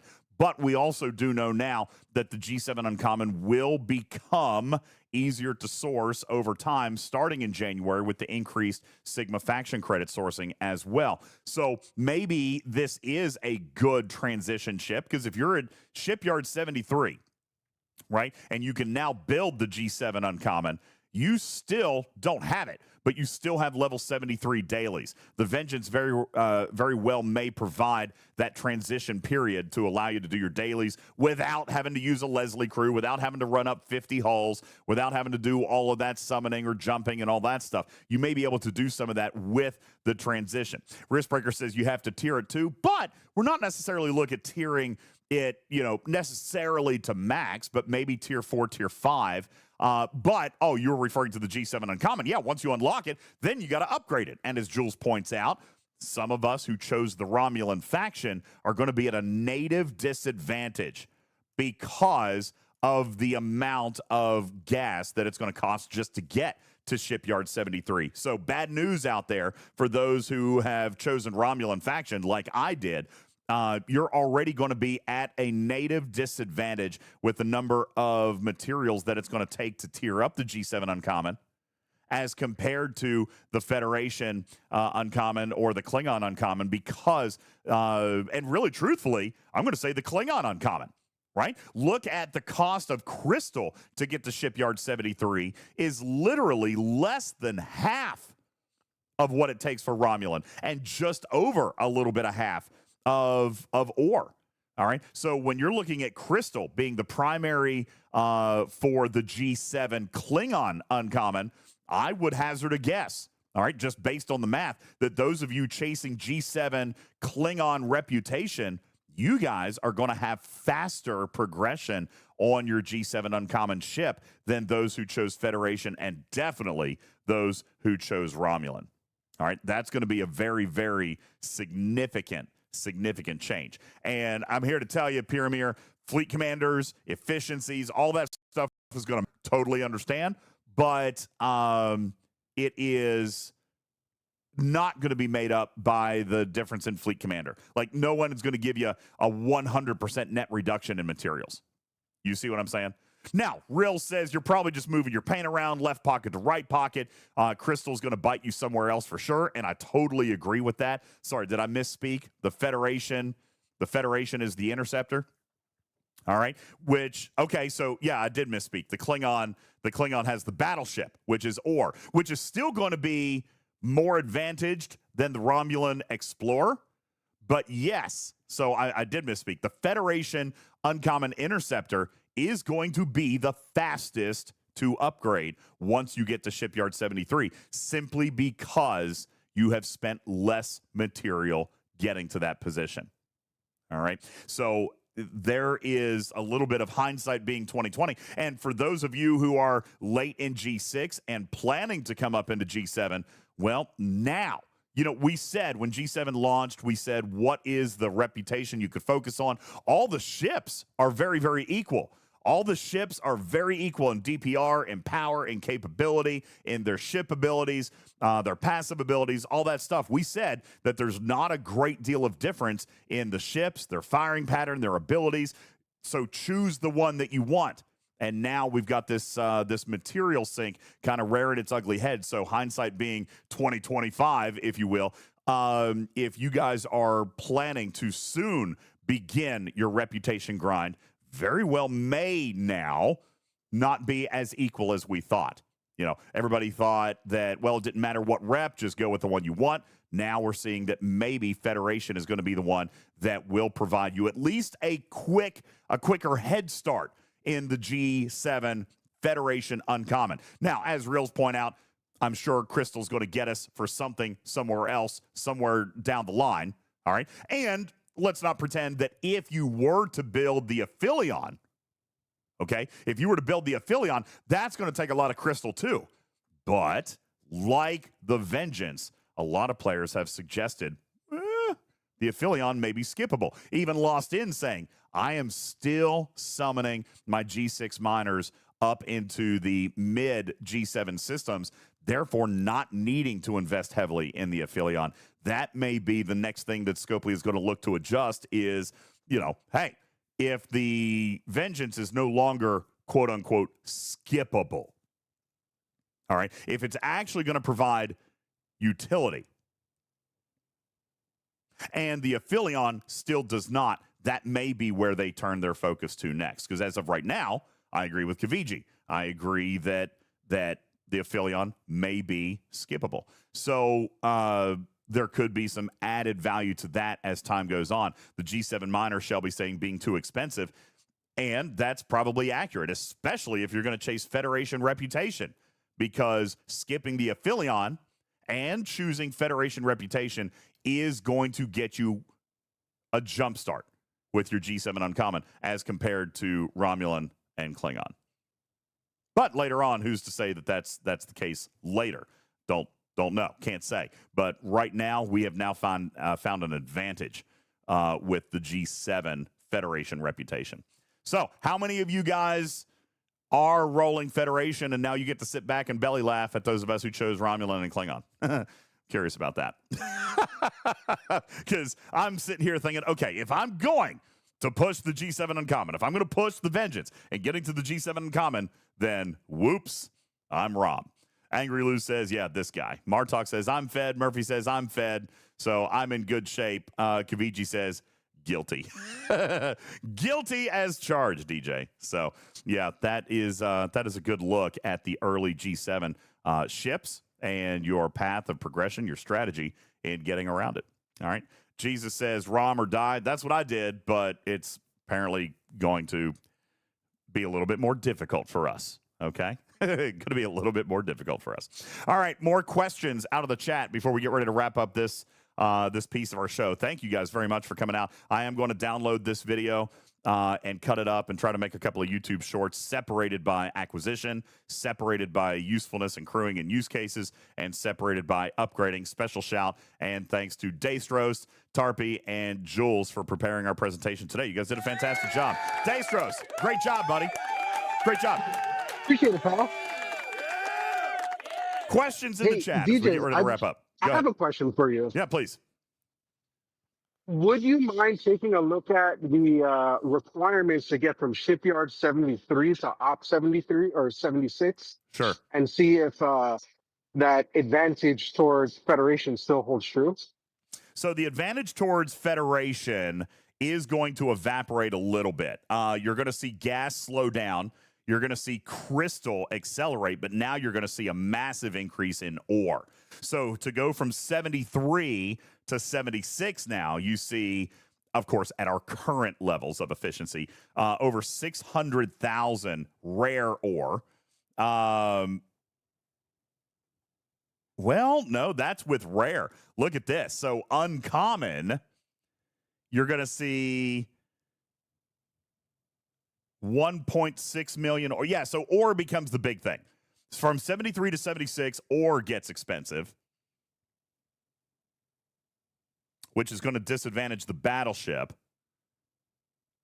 which is Federation. The Federation rare is a battleship. So, yeah, you're going to see that balance out a little bit. Shelby says it won't. It looks like it does a little bit. You're going to see a lot more ore expense between 73 and 76, which, if you choose Federation, will slow you down with the G7 rare. Okay?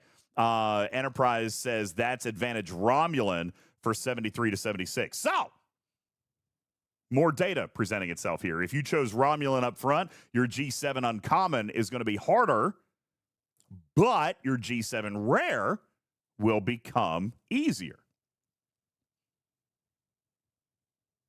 And I would imagine that if we did the same thing, 76 to 80, we're going to see the same thing, except it'll be advantage Klingon.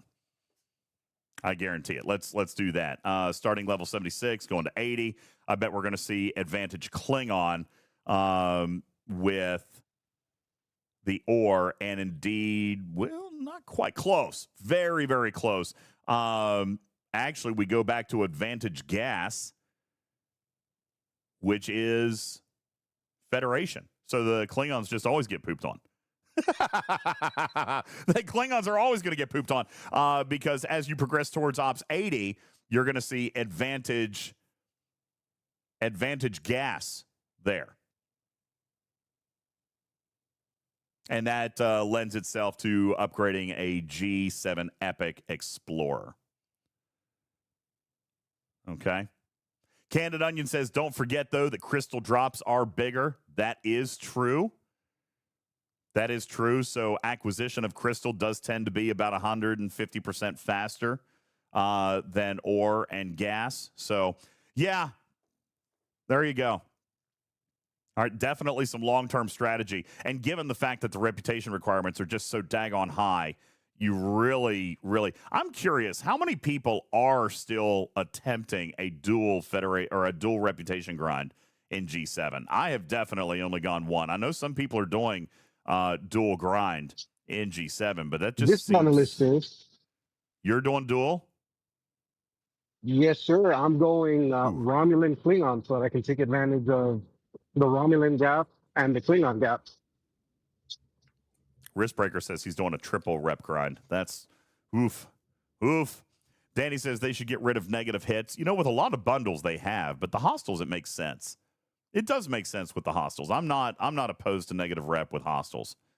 There's some strategy there to maybe punching down your rep, you know, to being able to get it down. So I'm not opposed to that with grind, but in the bundles, I do like the fact that it's been removed. So, yeah, interesting. Shelby says the ones I've seen are really behind on rep. Well, natively, you would be.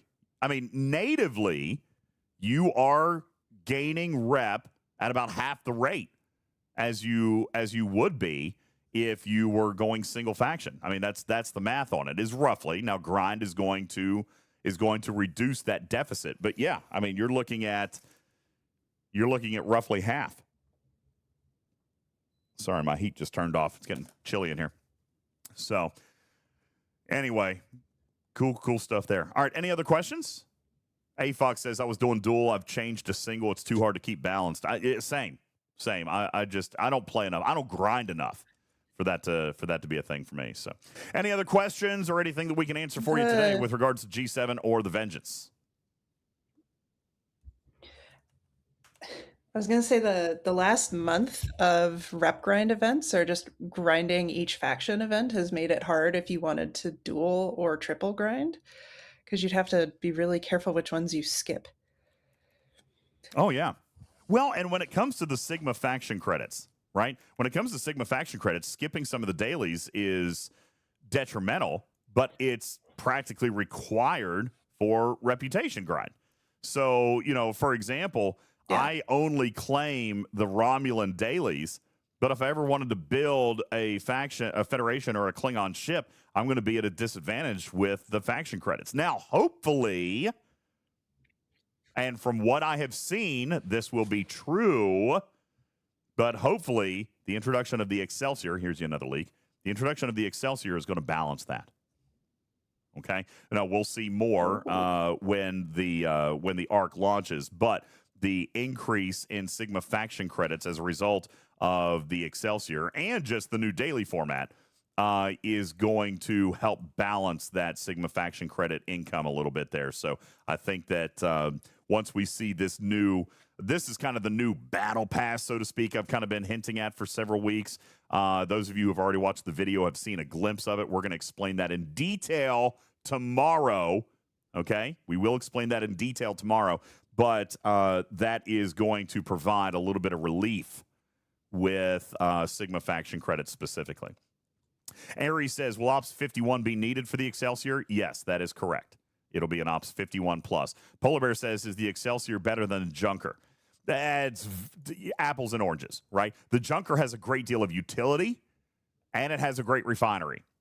The Excelsior payouts are going to be very different. All right. It does have a refinery, but its better progression, I believe, hope I'm not speaking out of turn, I think is going to come with Sigma faction credits and officer sourcing. Okay. I think that's what the Excelsior is going to assist with: officer sourcing and Sigma faction credits. Okay. So we'll see there. But again, a lot more to discuss tomorrow and Tuesday and throughout the first week. As again, I will remind all of you that the full loop of Excelsior will not be visible on day one. If you want the full loop to be visible on day one, you must get it from a content creator. It will not be present in the game.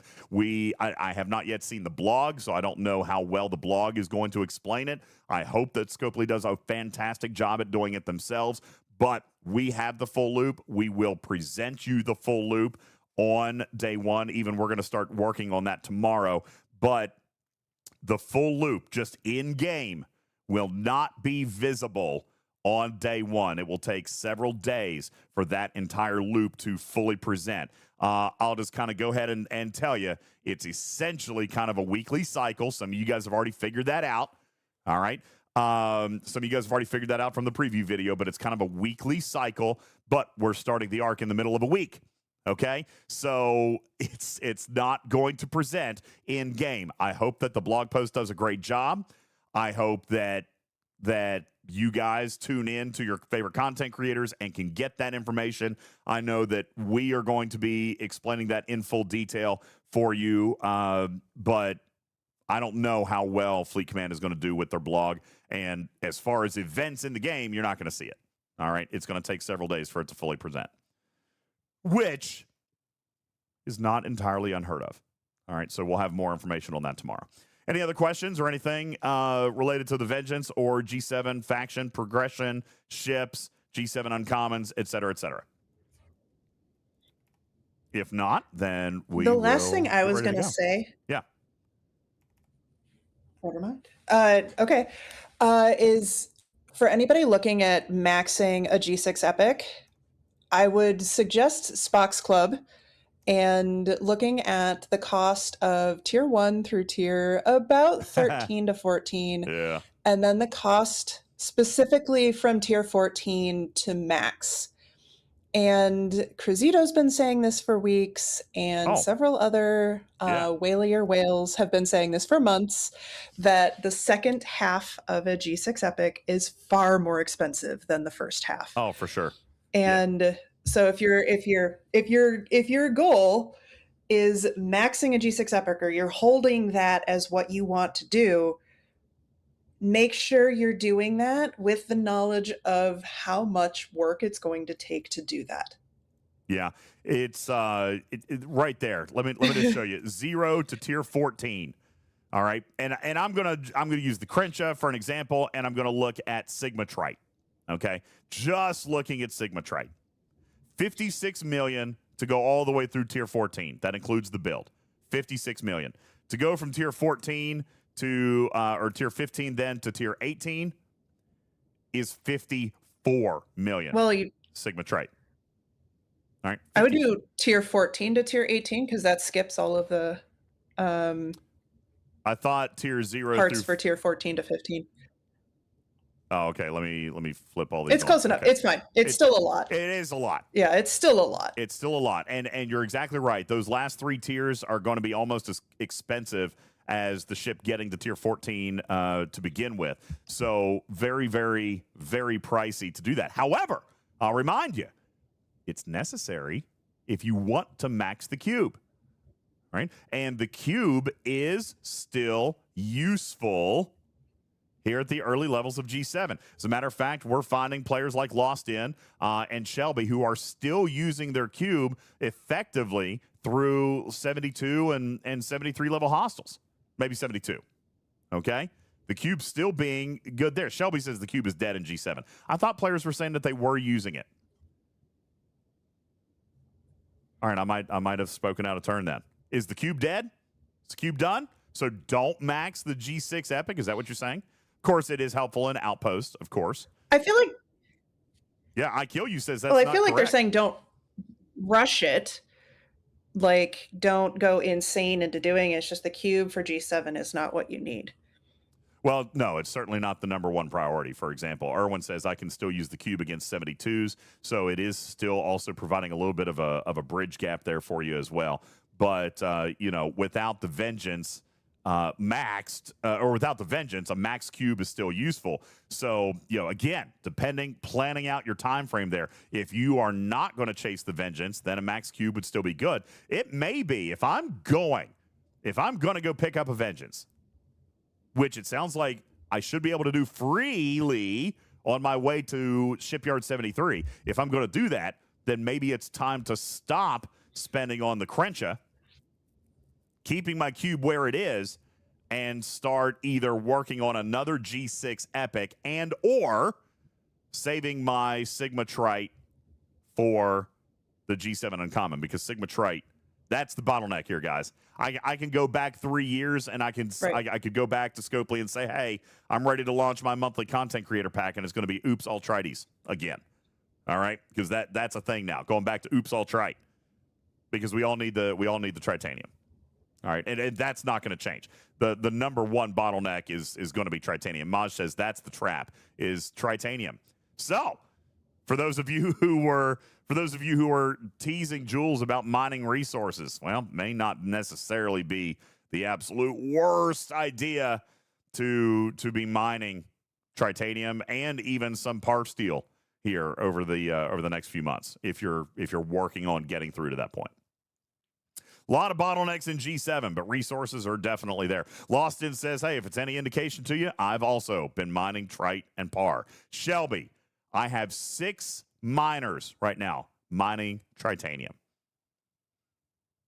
All right, clues from the big whales out there, guys. Clues from the big whales on what it is that will be important to you as you progress through your G7 journey. All right, any other questions or anything else? Or are we about good? Fantastic. Markosha says I'm doing the same thing. I'm doing it. Senkori says, how big is the payout for refining Trite and Steel in G7? Listen, it's not magnificent, but it is better than not doing it. I would argue, tell me if I'm wrong, Lost In, as we get ready to wrap this thing up. Tell me if I'm wrong. I would argue that mining Trite and mining Par Steel is more valuable than mining materials. Tell me I'm wrong on that. I would think mining resources is more important than mining materials in G7, with the exception of your dailies. Shelby says yes, 100%. You're absolutely right. Lost In says it's probably even Steven. Minus the dailies. Yeah, you still got to do your daily. But if I do my Romulan daily, mine some ore, I'm not going to go mine gas and crystal. I'm going to go down and mine Trite and Steel. However, Markosius does say it is a drip, and every drip counts. If you've got the time to mine everything, go ahead and do that.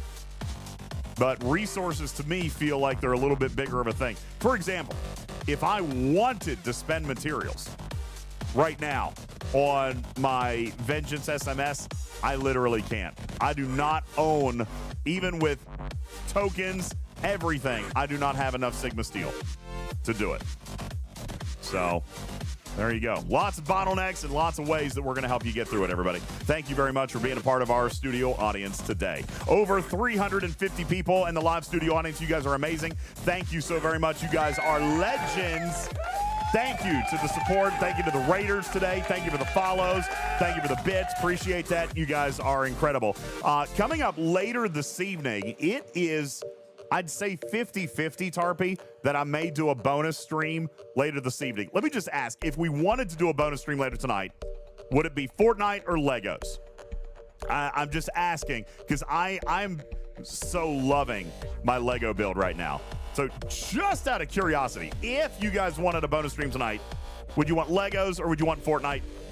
Just throw it up in chat real quick. Scud says Fortnite. Polar Bear says Legos. We can do a poll. Well, it's late. The show music. Hot tub. Kavichi wants a hot tub stream. Okay, you know what? I could be convinced of doing that.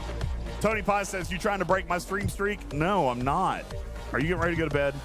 You getting ready to go to bed? I'm sorry. So DJs, how about you stream Fortnite from your computer, and then from the backpack you stream the Legos? What? I can't do both. I made a poll. What? I can't do both. I made a poll. Don't you? Murphy says I'll be asleep. Okay, well, listen. Guys, thank you very much. In the meantime, I'm going to go ahead and raid you guys out. We've got, let's see, who is online? CDB is online. Let's go over there. We haven't rated him in a minute. CDB is online. We'll go hop on over to him. You guys have a wonderful day. Thank you very much for listening to Talking Trek, a registered trademark and recorded in front of a live studio audience for distribution across podcast platforms everywhere. I'm your friendly neighborhood cat person, UltimatDJz, saying meow for now. Love you, mean it. We'll catch you on the next one. Thank you guys so very much. You guys have a wonderful evening, and we'll see you maybe later tonight. If not, tomorrow, definitely for ARC Preview Show as we prepare for the launch of the January 2026 ARC and the Mark introduction month of the new Excelsior. It comes up tomorrow night. You guys have a wonderful evening. Thank you. Love you. Pieces. Goodbye.